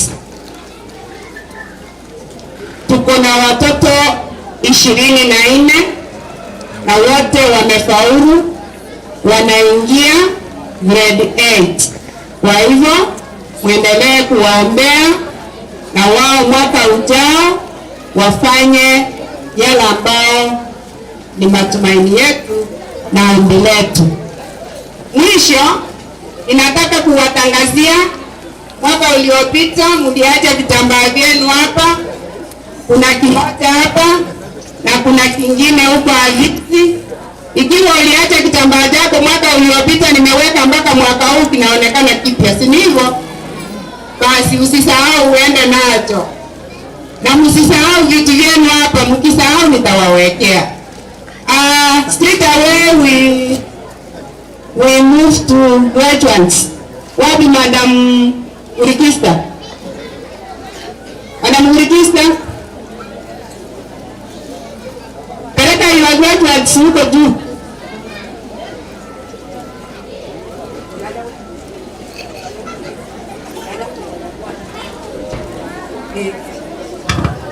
Wacha nimkaribishe mwalimu mkuu ndiye amaliza akimbia avisi mahali alikuwa anaenda. Wanafunzi wa Nyamanze, wewe kila mtu akae chini. Wale wanafunzi wa Kondo, wengine wa Teas, shuka chini. Haya, nataka nitoe matangazo, lakini nikutoa matangazo lazima wanafunzi wakae. Wanafunzi wakae, wazazi tusikizane mahali ndio tupate ujumbe.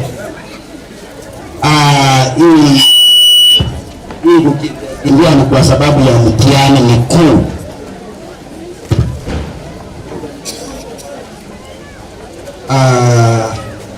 Leo ni siku ya tarehe 24 mwezi wa 11 mwaka wa 2022 tunafunga shule. Kwa hivyo tukifunga sasa hivi shule itafunguliwa tarehe 23 mwezi wa kwanza mwaka wa 2023. Ningependa kila mmoja atulie, walimu mtulie, wale ambao mnapanda kwenda huko tu. Mr. Dennis, please. We want this place to be cleared. Wanafunzi watoke, walimu waende huko juu, wale ambao wanatoka hapa wakae. Sababu matangazo na peana tena mtaanza kuuliza baadaye. Kwa hivyo nimesema mwaka umeenda vizuri, tumesema vile umeisha na tutafungua mwaka ujao tarehe ngapi. Wanafunzi wetu wamekuwa bora, isipokuwa tulipata changamoto za magonjwa darasa la 8, especially boarders, wanafunzi wa Maresi walikuwa wagonjwa sana, ugonjwa unaitwa chicken pox ambao ni unasambazwa upepo.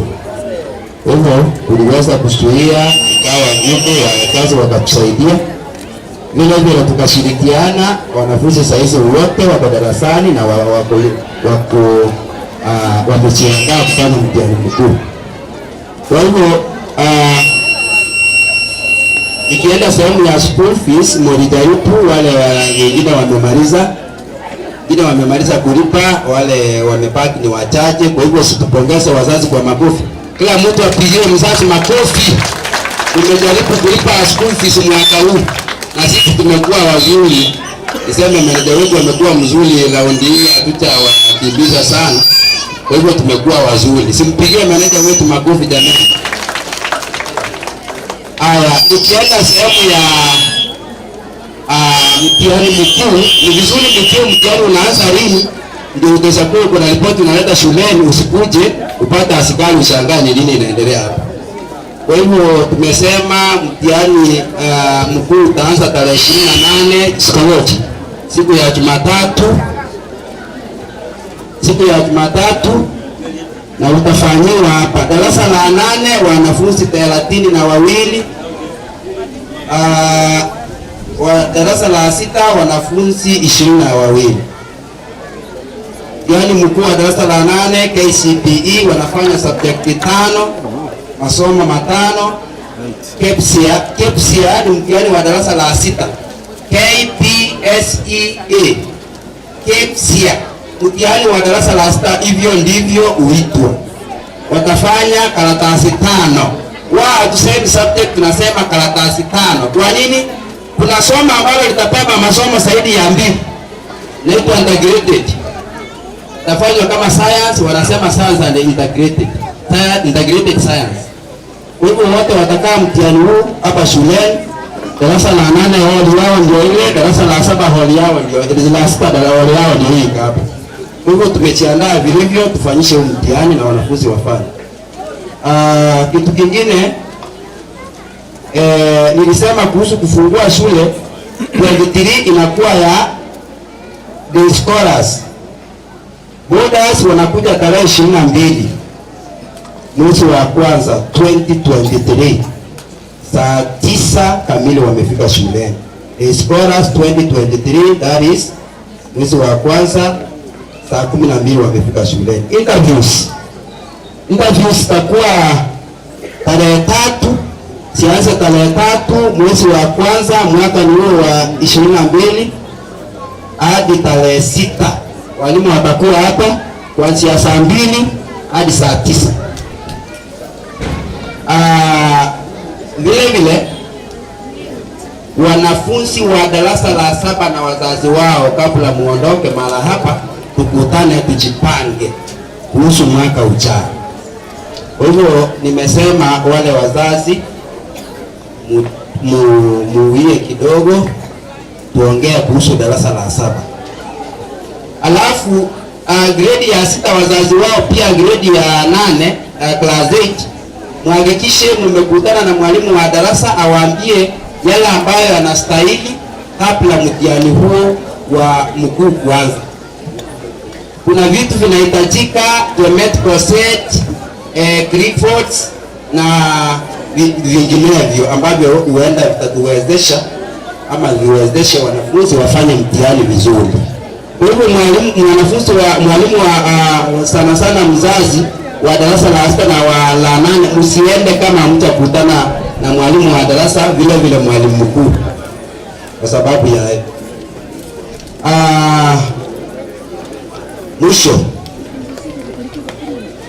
kama kuna pala ambapo mwalimu amewahi kuagiza mzazi kidogo tafadhali tumeomba msamaha.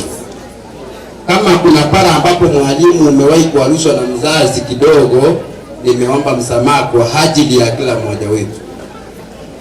Mwisho hata nilete assistant manager aendelee na kipindi. Interviews nilisema ni mwezi wa kwanza tarehe 3. Hiyo siku itakuwa baada ya tarehe 1, 2, hiyo Monday. Hiyo tutakuwa hapa shuleni tutafanya interview hapa. Hayo. Asante kwa matangazo. Kufikia sasa tumefika kilele ya sherehe ya leo. Tunahitaji walimu wale ambao walikuwa wanapanga PP2 wajiandae kutoka huko. Wale walimu ambao wako karibu kuleta mesa hapa. Tangazo niko nalo ni kuwa vile niliwaambia tumefiwa mama yetu atashikwa tarehe 9 mwezi wa 12. Tunahitaji maombi yenu mpaka siku hiyo. Madam, tunawangojea hapa.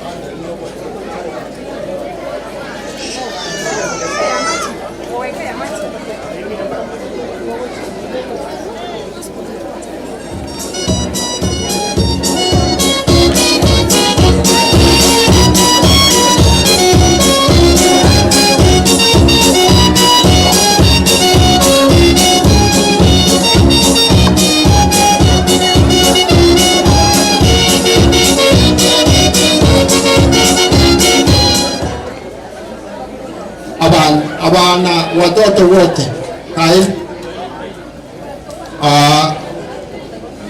nyinyi ndio mnatusumbua. Imefika mahali yani ndicho kipindi cha mwisho na cha maana yenye yalituleta hapa. One barabara geko bura na yeto ruwa basa. Okole asisi ni onya waka kimbali wana yego kwa buke na wewe kwa ile timu yeyo. Balia mwalimu lengo kwa usika na kubalenda. Wana nje tingo manya lakini tika barabara yake abatwazi kwa tolera abantu nakatera so waka tingo bile na nyinja ya tinyalire abanangora ya bale muliko baile hiyo. Na inunya wamaje tarisho kwa olende te bas. Tosere ni go kifo cha mama. Ibabete ya ndejo to na kwa na hata chingo bicho kangora ile. Pedanganda ya ro semba. Ayo to dilansi ya mayo to ni ndio kwa sababu. Kwa ni nyasana kwa mala sema ndio ya kwa wa. Ndio tuleta bila. Ya saa mbele sana. Ndio ndio mambo mengi sana. Wanawa ya na wafanya bidii. Tutaangalia kile tunachofanya kingine tutaongoza. Abalimu wale ngala usika kwa ndio na tukweli ni wa wasting time. Wale bwana.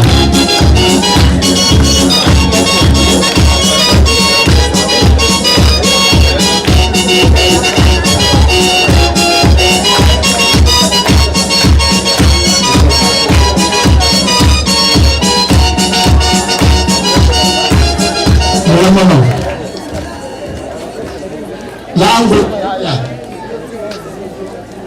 singependa kuongea leo, lakini wote niongee. Wanafunzi wetu kihistoria hawatapata shida hapa shuleni. Kuna shida zenye walifanya miigizo hapa. Walimu wale, wazazi wale walikuja mapema, ni kama walikuwa wanawaonya kwamba watoto wetu hapo nje wamo hatarini. Watoto wetu tukimwachilia tu nje wamo hatarini. Nimesikia visa hapa na pale. Mtoto wa grade 5 eti anagonga dirisha na pasua kioo na anajinyonga. Yao mmeyaona? Kwa hivyo hilo ndio ningeanzia kwamba sisi peke yetu hatutaweza. Wewe ayo chenye kitatusaidia ni Yesu Kristo Mungu, na atatusaidia tukimuomba. Kwa hivyo wazazi wetu muombe sana, muombe wazazi wetu, amini watoto wetu, muombe nchi yetu, muombe dunia. Kuna mambo ya dunia ni yanaleta shida hata kwa kijiji ama nyumba yako. Kwa hivyo wazazi, mnapotoka hapa msiache na muwe na mikutano na watoto wenu. Wengine hawatazoea, wazazi wengine hawazoei kufanya mikutano na watoto wao. Wewe na bibi yako na watoto wako wawili unawalisa na mnafanya mkutano baada ya kuomba, na mnamaliza pengine na kusoma neno, na Mungu kwa njia hiyo atawasaidia. Hilo ni la kwanza. Tujilinde, ili ndio tutakutana mwaka ujao. La pili, pesa zimekuwa shida sana, na mnajua uchumi wa nchi yetu vile umeenda. Nimeona wazazi wakisumbukia watoto wao sana kwa mambo ya masomo, kulipia karo. Kwa sababu hiyo mwaka huu hatukuongeza karo, tuliacha tu hivyo. Mungu atusaidie. Na hayo sikufanya vizuri. Kumbuka ile timu ya sana wetu shukuru wakaneta. Unalipisha nyinyi pesa kidogo kwa sababu this is a rural school. And the person who started this school, Reverend Samuel Njoga, is the one who opened who laid the foundation of this school. Is the one who asked me to build these 3 classes. Aliniambia tata Moke, mimi nilikuwa tata kwa wapi, usitangulize pesa, utangulize maisha ya hao watoto. Na akaniambia siku hiyo, alikuwa pastor wa Nyateke PhD by that time, akaniambia kwamba utangulize maisha ya watoto na mambo ya pesa Mungu atakuongezea.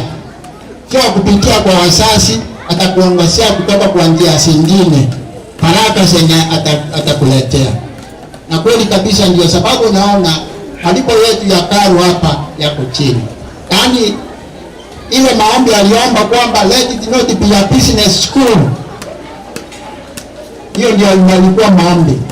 Na indeed we have really tried to assist these children with the 30 million payment you are making. I am very happy with the parents, the way you have handled it, especially our lower primary teachers. That is the secret of success in your family. Kama mtoto wako umemfanyisha amelay good foundation, no sorry, mwaba late na jodo na kaiwe kina tianze this time like that. Otherwise, wacha niachie huku, mkienda nyumbani mtulindie watoto, na Mungu awasaidie, awapatie njia ya kupata mapato ili muendeleze masomo yao watu. especially in secondary, in primary. Na msiendelee kulia kwamba hatuna pesa. Wewe omba tu, pesa haziwezi patikana kama hakuna agenda. Sasa uko na agenda, Mungu atakufungulia njia upate pesa.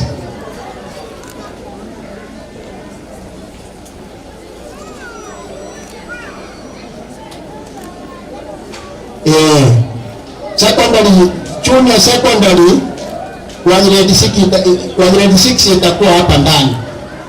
Kwa hivyo msiende kuhangaika kwamba wakitachukua watu wapi, watabaki hapa.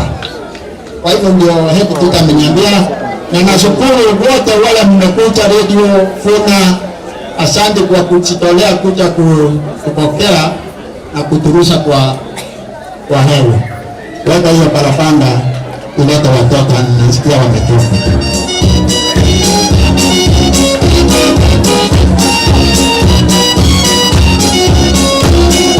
Tunangojea wageni waheshimiwa ndio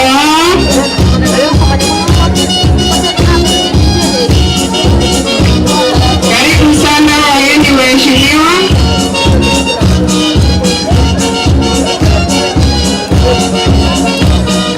Clear the way. Wateja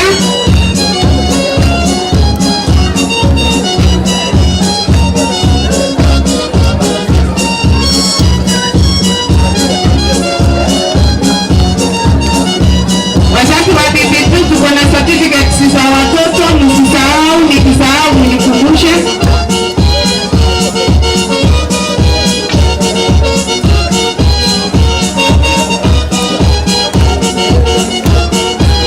Wako maridadi kabisa. Ukiwaona hata wewe za zamani utembee vya wanatembea. Ni siku ya kipekee yao ya leo. Kila mmoja anametameta.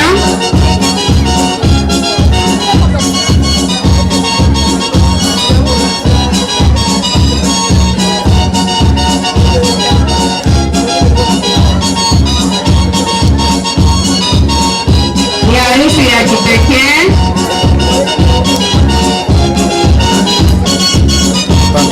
Zile nyakati za zamani hakukuwa kuna graduate, tunatamani kurudi na sisi kugraduate. Au ni hivyo? Hata sisi tunatamani.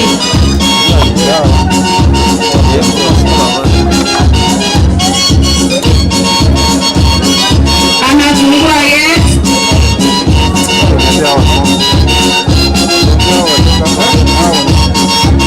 Anafungua yes.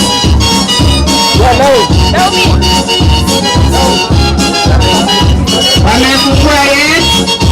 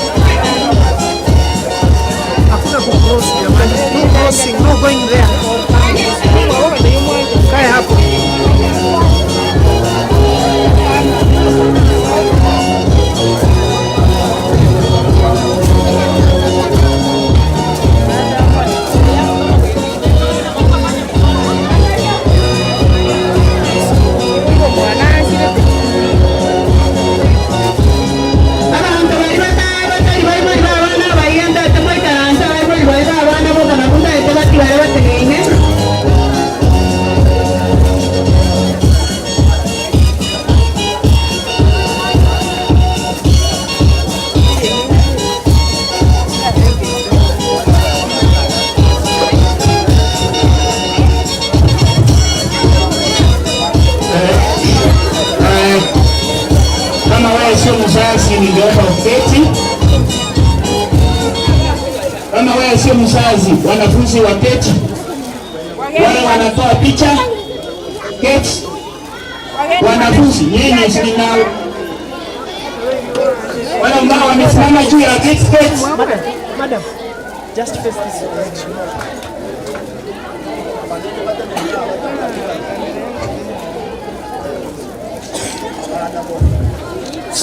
Wanafunzi, wewe unaenda wapi? Toka pande hii ndio utakaa. Sio huko. No, please cross. Toka.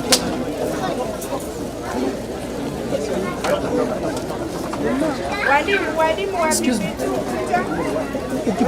Ukitaka kupita uzunguke nyuma. Uzunguke nyuma. I never joke around about production. Mimi sipende sana.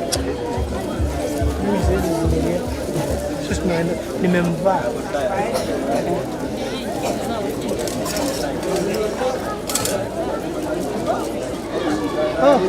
Wanapatwa. My son should come here and my daughter should come here wapakwe hizi vitu zote.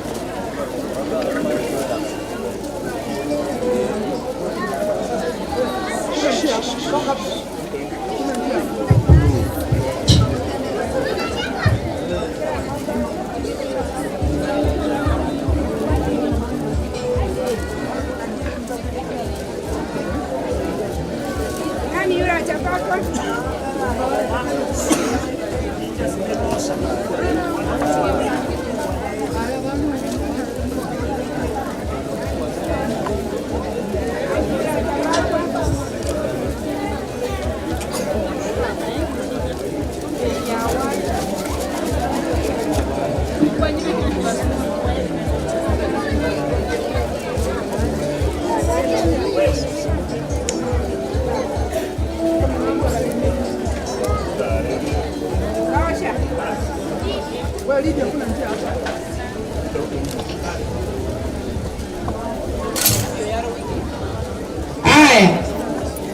Ukiangalia hapa mtaona chakula chenye hawa wageni wametupikia.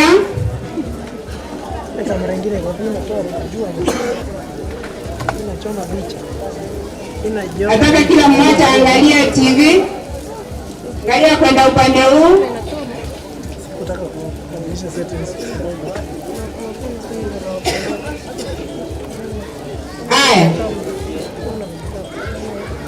Sasa ni wakati wanataka watulize chakula chenye wamepika. Na ninataka mzazi mmoja akuja hapa. Endelea mwanya arango chikubarangeli mwanga kuja. Ona kubeti kimwaje kwa ile nonya moja pia sherehe. Hakuna mzazi mwenye atakubali kuingia kwa hii.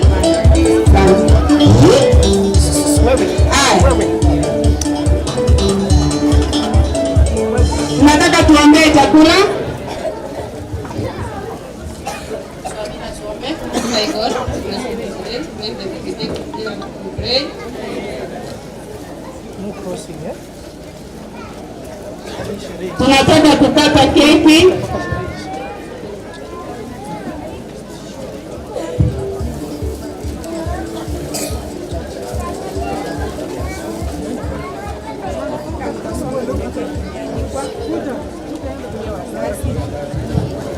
Nawasalimu hata mjana. Keki imeandikwa kwa class of 2022. Ready for grade 1. Hawa wote wamekuwa Kwa tayari kwenda grade 1. Tunaona wamepangiwa kalamu zenye wataenda kutumia. Na kile kitu kiko hapo. Kitabu kiko, kalamu ziko, na hata nambari ziko. Kwa hivyo wacha tukate.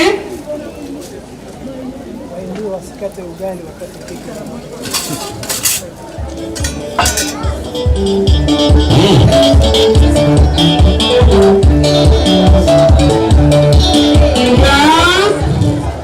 Waindio wakati keki.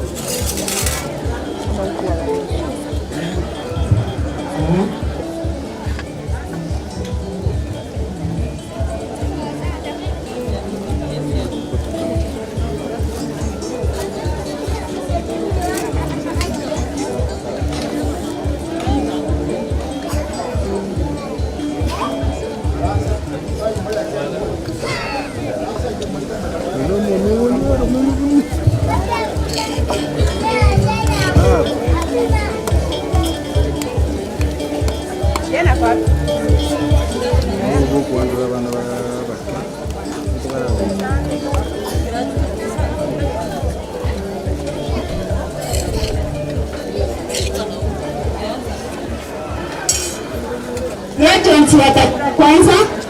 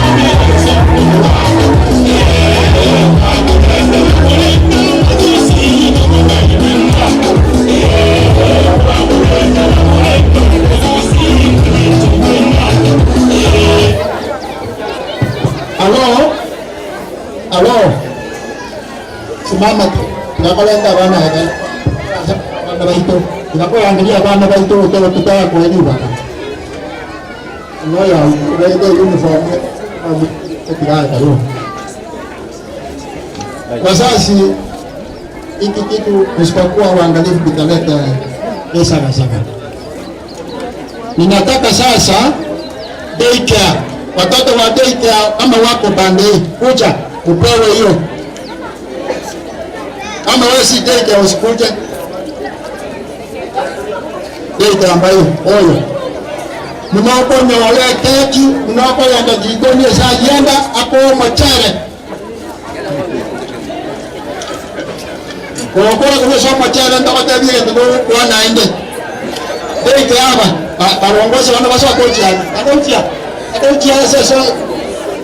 Aya, mtuba ile. Asoko chaje. BP1. Yanda chaje. BP1 njuma ya keki. Wako yanda konyare potere. Njuma ya kulile. Ayo chagua ngo wapitia hapa mtuba mwokote wetu hama. Jikoni kwa yanda panga la ini ile tunapanga. Fanya haraka bali mkabeleka tubana moko ba waju yanda kwa yenda jikoni ajianda kwa madam msaidia hapa wao ametoa mwisho kala hewa BP1 kucha anakaribia wote kwa nini kwa sasa bwana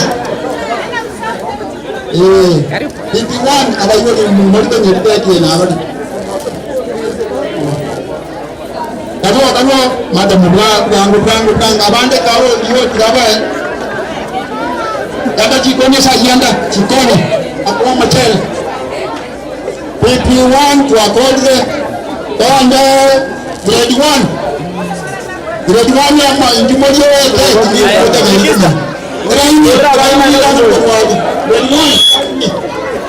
grade 1 laini andika nganga mwabodi manana bana kanyinge kaidia na speed aga ndio mkisayo yana yanda kaja huko je na kando ile jikoni unamaliza kama wewe si ile one speed hii kwa mkubwa unakuta kwa watoto tangu mndala mnara bali mbatara ile asideke bakara zitinyo kingi au madam waba njuga mwabana chikati balwa kangaro ndo ya mwana ko mala mesa kuitire jikoni aya ile ndio itinale ni kwa wote ya teki kaira hapo mwenye ile majara ile mwenye ile 27 ni kwa hata kwa kwa ile saloni chochi koni mawe abeti abana ukuya asaben yaki dego baitera asaben na 8 na nyadi ya disiti mwana banda wanne mole ganda kola dire aruha akadi dego baitera na nyadi ya di 5 aruha ile 5 shara abuma ndo jikoni anga laini jikoni mapema ana kwa hii jikoni abandi rangi mko kwa mara kwa moto aya enda ndio tulima imalo bara tulia ndio tutawa kila leo ndio inna banda bana kile leo kila ni mko ndio tuti injo bana ndio tu ila ino mo kutana bana bata ndio ino bana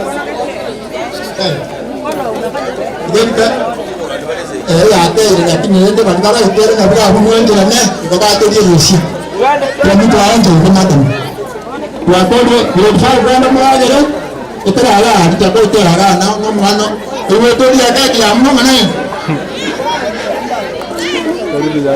atianga atawile titiri mbona ile faa there is another faa ile faa ite hapo ikoni itara ala mbaya mwaite mwana itu lagi, dia bilang gol. Dia lain apa ni? Apa dia lain? Dia lain kita kalau dia.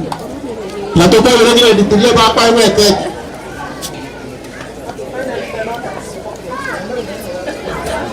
Kalau anda atau pun mana itu kita ada kerenda.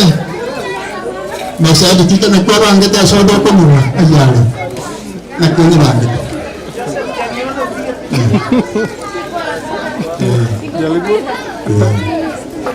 Jalikuwa tena kamera.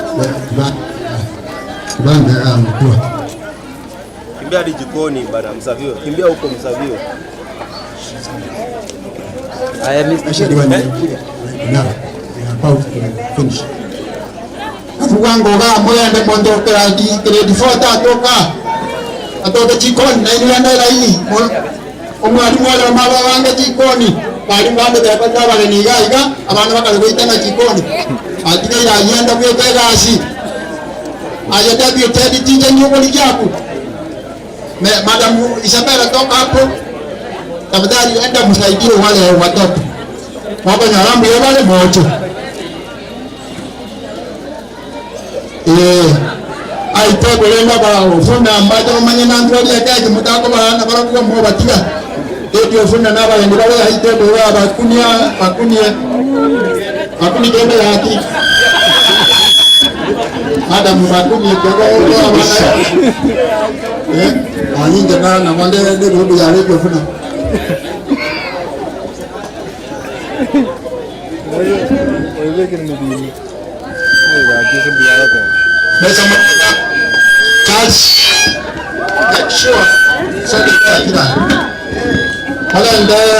is all that 25 cases matua. Umegusa keki? Na mondo ndeta ilo reko soda nyumba. Don't be to go there. No you got the open and do. Banga.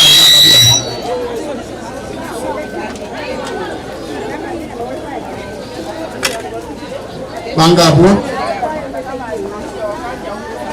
abanga bonzi bibanda ko machele ona balikuwa yosaka abanga anje kwa lendo mwana magani jikoni kama jikoni kutoka Saving a dog cake. Kisha kutika na ndio kwa bana Namba dikire kwa abageni baito bataji noma yego tunaba yego taji yetu nayo mwe muzabo sabana baje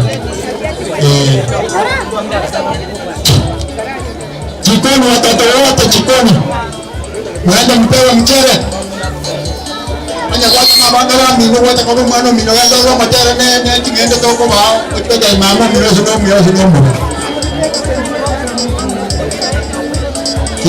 jikoni fanya haraka. Walimu wale walipewa kazi ya ku Madamu Isabella walimu wale walipewa safi tisonda matendo acha.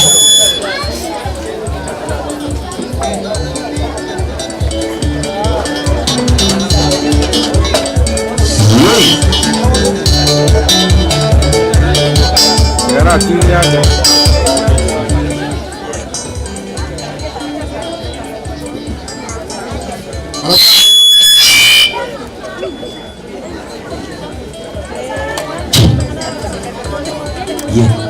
Tadi sekolah bwango telanya bo panchat kachiele ye kabana mungu na kubana muna mo bako baba muna chita ita watigara dosti kai bani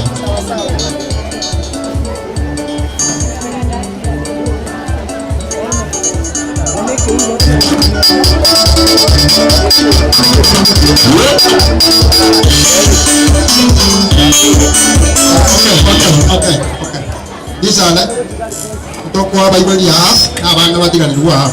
1, 2, 3, 4, 5, 6, 7, 8, 9. Maita Neri Avana Parat Echirania. Ndai de kireti nje na make mistake na wata. Ndai de kireti 15 insa. Chiko era oyo tari ko nyola tupo mana.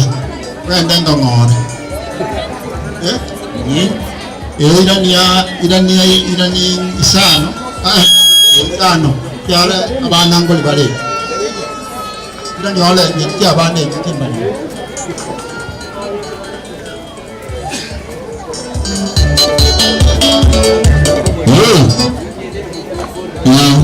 Orang ada pernah ni pasti kita nak biasa.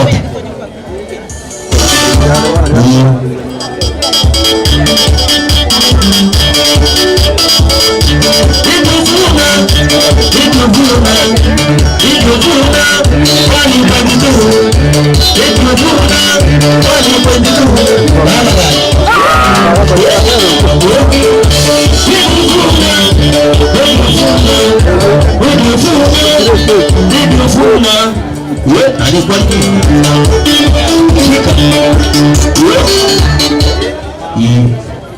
Omulenge atakanywa soda abageni baito wakigete bato tubekese mbero ninzire tiba introduce na bala batu wa device yake na keri wasema kwa ninga nalimo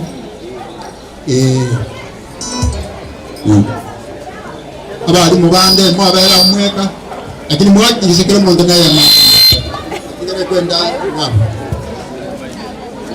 eburu pende njuwa yako modero ya moyo mende kreti ga kore ngamu na mulei yani omoyo ni omendo koru radio funa nera ato introduce dia bana wa na no mu director kwa ninga na Dara yunga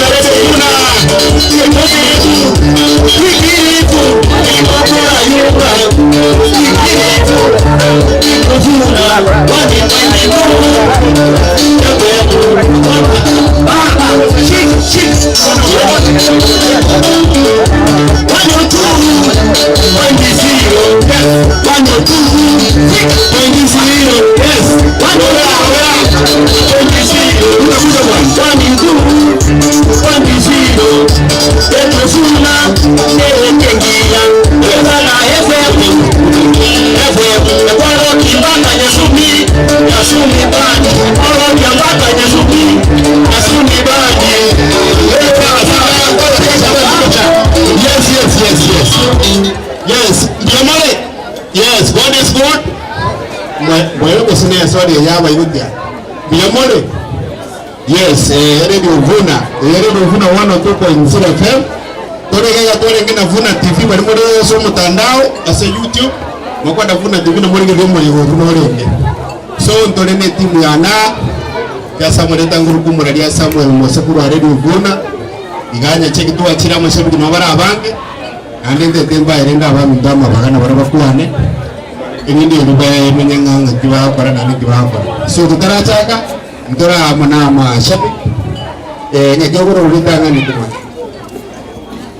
Abakwa ni mwezi mjamole. Sema kama nyesemeri miyenga lakini asemi etali obachaku kidali ndofuna. Unaona lero ndagete ko raga tuwani kama etengo bonobo tweli na ukorusubugo ekaunti yanansu bugo ekabanda yanere tokune kotoka undi yamon.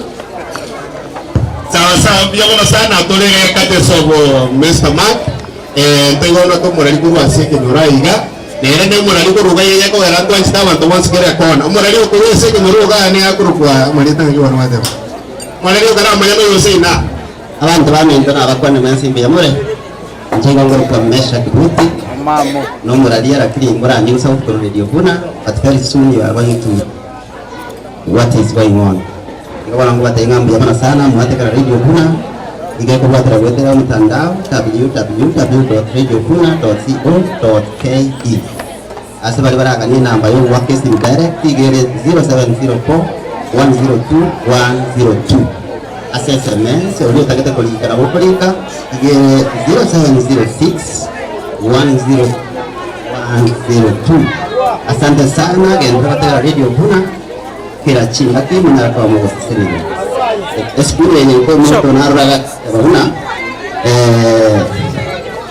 kwa bidii tutaongoza nibana nyango basababu na mwachaga ikatokale omukia egere abana baitu basomo yamana sana endelea katika Radio Vuna 102.0 FM kwa sababu naona kama watawa mimi wote gari bali abana bami ndo bana cheki uliyamara baiboli na abarimu ngikia yamana sana nataka amo asinga chini. Asante sana bwana mzee. Okay, ndio maana sana ntwari gina bali bande tasongango chakira ila romoda manyerita. Yamorega. Oh, Pero ando bakurangira koranga muri gutwara gihugu biamo na sogo pokenya gochaga iga nture jovuna janashri nango kumuranga imbo atimange endra batagara na muganda dokuraga Sawa, biamo sana. Ingi na bakwa nane biamo asamare tango kumuka kolekino marali korre jovuna bokora reporting dama nango musengi sana. Biamo sana to gocha se report aga edo tebi usini wade report ko.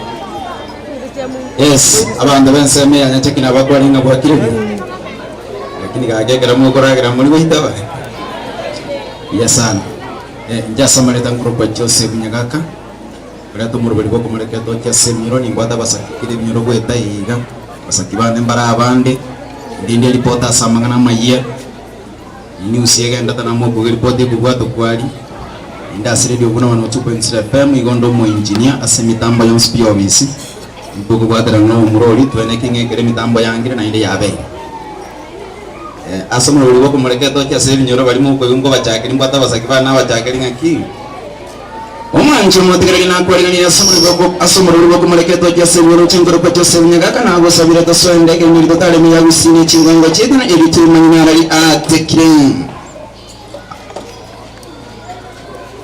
Oroki weskuru yo mama yogo to kachinsemo chenye tekini go bono banyara ko bako bono maboko maya yogo gratuity kurwa sekira sikende ochia sekende ayunsi ni ga kare kana skuru yo mama yogo to kanya tekini ri bari masaba Kisii County ekere koti ya radio kuna yebune naro ya botambe ya ikase kiduga chenye tekini go nyara tiga ne kiduga kisekete merangu obwa mona bwe to chamne okuminga nikia kwa kiduga jonti asiekwa yamanya golika yamole ko bako mama yanyoro no abu manya ko pana na banya kenyoro na ba mtie basi baka bari na yabaka tuwatu basi na baika lante bata timiyeke banda obwa mona ndiko bako te bango mo nyega buko mama kade mina ko bako teni kwa na ba mate na ba ko basi ndiko bata ngo monya kenyoro ko mama yo ko kunga mati nyara ko bako ndia so kwa mama mwabo ole ni mama watakie tiko sirika ka ko mukatele ko ndia kamera ali ko asa ko moikera kwa ripota ni bora bora to chikorume ya radio kuna ngori nenda ya nako taipale tujuzi nyara ko njoro na limo kamera taka nda ko batainge ndaga yo buku wani maurudi ninje omanyene sawa sawa ndio sakio no yo mo ndege go nenya ko wega bona ali asama kana mayekera ngo ripoti kuna wono lero moje go nyara ko bako baga igango chakaiga aba iboli na boro kibeskuro yo mame go toka chinsa imeyao basi kaunti ya Kisii ni go baba no mugo ko manga yo komera na muna bana baba senchera mu yugo go chekera skende semanya ko bako baganira amanyege ko garanya sana na ngale ko bako bakonya shinga kijiga bagendera te gusuguma amasomo barengana no modara kitabu skuru ni nganya ko bako teba ngabo nchiri yo banyare ka boro ki banyare ko bako korumukia na ko ene kinge skuru te bichi komenta chibesa ege ko gari skuru ni yabira singa kintambe na go konya abantu bensemeyo Barengana no modara gitu ini nganyar ko baka komenta na go teba ngaba bari bari du bune ke gite nyara ko baka ko baera ege ko gara mi go nyara ko irani semi yo senjere ya bene na go teba nga Samuel anyare ko baka ko teba mi sa aquí in report de radio bune kita sini ya chiringu manso bitukina ko jawe ke mesa kuro chinsa mechi ke cheni cheki bo basi ka tia Kisii inchin Joseph Nyagaka basi ndiye take ndiye mbaseki okay mbele bora sana wanafunzi bora ndio wote mundu wo mpira aga bati bora bati to mpira aga bora bati to mpira ndio mpira aga ndio wanapenda mpira yes wote kila mundu aya mdogo wa mpira Joseph kuja mpira huko hapa bwana kila mtu hapa kumbe hii ndio base waambie majina yako alafu uko ni mbele Joseph Pogoge Joseph Pogoge kuraria kuro radio bona anda nene moro murare bo mupira ko bari bataka ro mupira tega na radio bona 102.0 FM lero mogoroba egara mo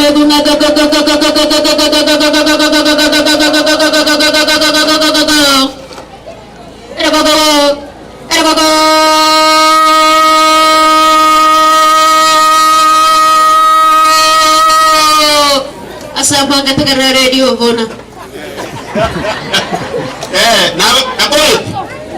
okoli leo ina ro mura ngo pira go kira lituko muna wana likabwe ya ndrete kitio ndede uvuna na omako manyo kira lituko chiza chose me pira yonse na be ka lituko so ya mona sana Mr. Mark asikuwa ninga amona madam was bia sisi na go kire sana kuikaga madam bas magadi chengo na wali wali na kuara ni jirga kimoko raga kira bayo le ngumu mara ara ni ji ko na de tenere pasta ere tiga to monyali baga ara ni ji tali to kuro montene sukuru na go kesa na bayo bale sukuru ne che wono ngoto mo bole ere ko ro chenga che mone ngata bari muga siri blessing because na tali sukuru mbali mbali ko tani mi yako so mwako yochanga lakini yeye ya sire nguma mokole yake chingo biga yes na vile kabisa na go sana director Music Foundation in under now I think I will come to you for more to tell me the secret behind this so genda kwa sababu mwalimu aliyeko ya so otherwise tinde tuko na mange mjamono sana ndio notore endelea kama mashabiki yale ndio uvune china bachare ndio uvuna mchi manyete ichira pali simbonyo ngotete muchidikazi chirigenza mwalimu mandocho monga mbibidi risate ko ligena namba ya radio uvuna cha keneresi anyirigenze ene ukwaka gocharia na to kumenga nini se bikoni cheki wose wapi na kwa rwasi wapi ikachina bechiawa chia go wakati studio goje sebe yaza kwa nyaka se namba 07 ine china bachidia bantu wanchira airtel 0785 102 yangi rodede airtel ni 0785 102 ine ya airtel Safaricom ekaro wote kwa goje studio hiyo ni 07 04 102 na waibo kwa hiyo pale baada ya kuandika SMS wangu na mark ya data tali SMS tali diwe kana mbemo ono ile namba ya SMS ile 07 06 102 kwa hiyo na hiyo ngoteto mwengo yanda keiga de kuneche kubate video coverage woga adia ngoteto wingo mwengo yo stream live no na baidi ba bakara America bakara Qatar bakorore ande radio kune to live otogo to wakira china majiko bwate so customer care service radio vuna ya to wakira china majiko bwate 07 03 102 kwa hiyo na Samuel Mosora ai namba ya era marketing ile kumanyora eko ne department inde mono it is 07 14 76 84 43 unoko manyora so na bande na mesha kibuti na watu next body ende so hata wesi kama kirenga mbia mona sana radio vuna kava mashabiki na andika na utoko wanyone chinga kichons mbia mona sana hata wesi amware na mkuu wa MD era kwa nilingana asili tumolia ya roto acha na rai asante karibu. Asante sana Samuel Mose na kikundi kizima cha Radio Vuna. Nataka kuchukua fursa hii kumpongeza maneja msimamizi na mwandamizi msimamizi wake kwa kazi nzuri. Nasema kongole za kipekee kwa ajili ya walimu wote mahali popote walipo, kufanya heko na heshima kwa ajili ya wadogo hawa. Hakika kwendako hisani urudi hisani. Hili ambalo umeliweka hapa kesho na kesho kutwa tutavuna. Bwana manager anakuambia siku ya 2, 3, 4 kesho pale Nairobi utasalimiwa. Utaambiwa siku fulani ulinipa soda nikanywa. Kitu ambacho kingine kimenifurahisha kama mkurugenzi ni kwamba unamtunuku mwalimu. Nakumbuka wakati nilikuwa natafuta kazi, tulikuwa walimu kitambo tu tukiwa chuo. Tukaambiwa katika kila alama ya A unapata tutakuzawadi. Ndio ili tufikisha hapa. Mshahara ilikuwa kidogo lakini hii ikahakikisha kwamba tumepata hata zaidi. Nashukuru Mungu. Hayo tu ni ya mwanzo tu. Nashukuru walimu akina dada katika shule hii ya Umamo. Nimeona wameongoza sana katika kufanya kazi. Pia vile vile waandamizi wanaume sijawaacha nyuma. Wanafunzi nataka kuwazungumzia nidhamu ambayo tunaipata hapa, tusije tukaiacha na tuishike iwe shime katika siku zijazo. Wazazi mmesimama na hawa walimu na kuambia wewe mzazi, kule kujinyima kwako ukasimama na huyu mwalimu, hakika hutakosa.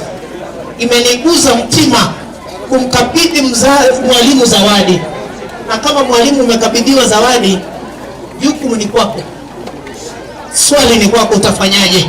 Nataka nitoke pale niseme sisi ni kituo cha kidini, ntunege kituo gige Kristo toko mochosongo igaiga busongo no togotoka no togwate kituo gito gikurukunga Radio Vuna 102.0 FM asemyake pata nono kwa beire kwa bintu binge kuchese community abatabwati chinkantu abagachire onyara abatabwati ndagera kwa bayiye chianga korutore abono bunanto ni negaiga matukabira tato igaiga Nyamira county togoswa ase school ekorokunga Nyamira manga approved no togochikotara kero mwaka chitariki 23rd of every December we give back to the community.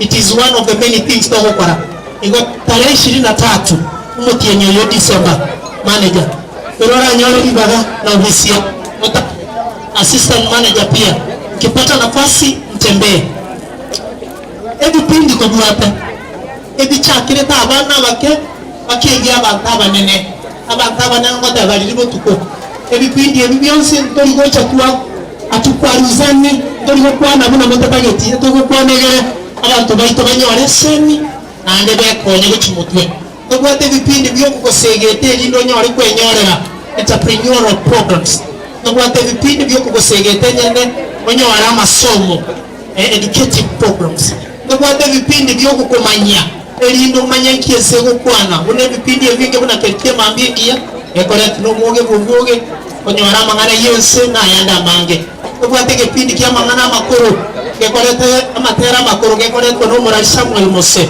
to gwate ebipindi evinge bya abali muko batoreri baga bacha basomi fasi na language chinda sembeo ngobona buna disembeye to gwate morobeli ugo chigocha sembeo kwa ajili ya bana babako chikobera nka for the next 2 months ndio chikobatia hizo kila siku ya Jumapili mida ya saa 4 hadi mida ya saa 9 kuna kipindi kizuri kitakuwa hewani Sifu na Vuna pale ndani tutapata kipindi kinaitwa Tusome Sasa higo kuchikora tata kukora higo tabaiga no moralinde na nche ngegusingwa somende ande na kemanyire pindi korali kegusi kokoro morobebwege Kiswahili ila yitu kwenye Juma higo ankio maragoba chakira saa 1 mpaka saa 6 nibato morobeli kurukunga tubarikiwe Sabato asema happy Sabato ndugu mpenzi msikizaji kutoka maeneo yote yanayotegea idhaa hii ya 102.0 FM ukiwa unanipata mbashara kupitia www.radiovuna.co.ke hata kwenye maeneo ya China. Asante, Mungu awabariki. Kwa kujona ngui managing director Radio Vuna barikiwa na watusisemi good keringaki.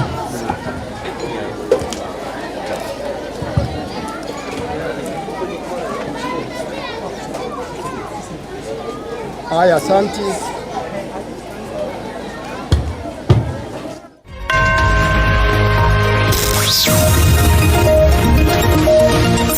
Aya namangana maya asenjera yuwekiranu kurwa chinkonko inyichense ime ya Radio Vuna.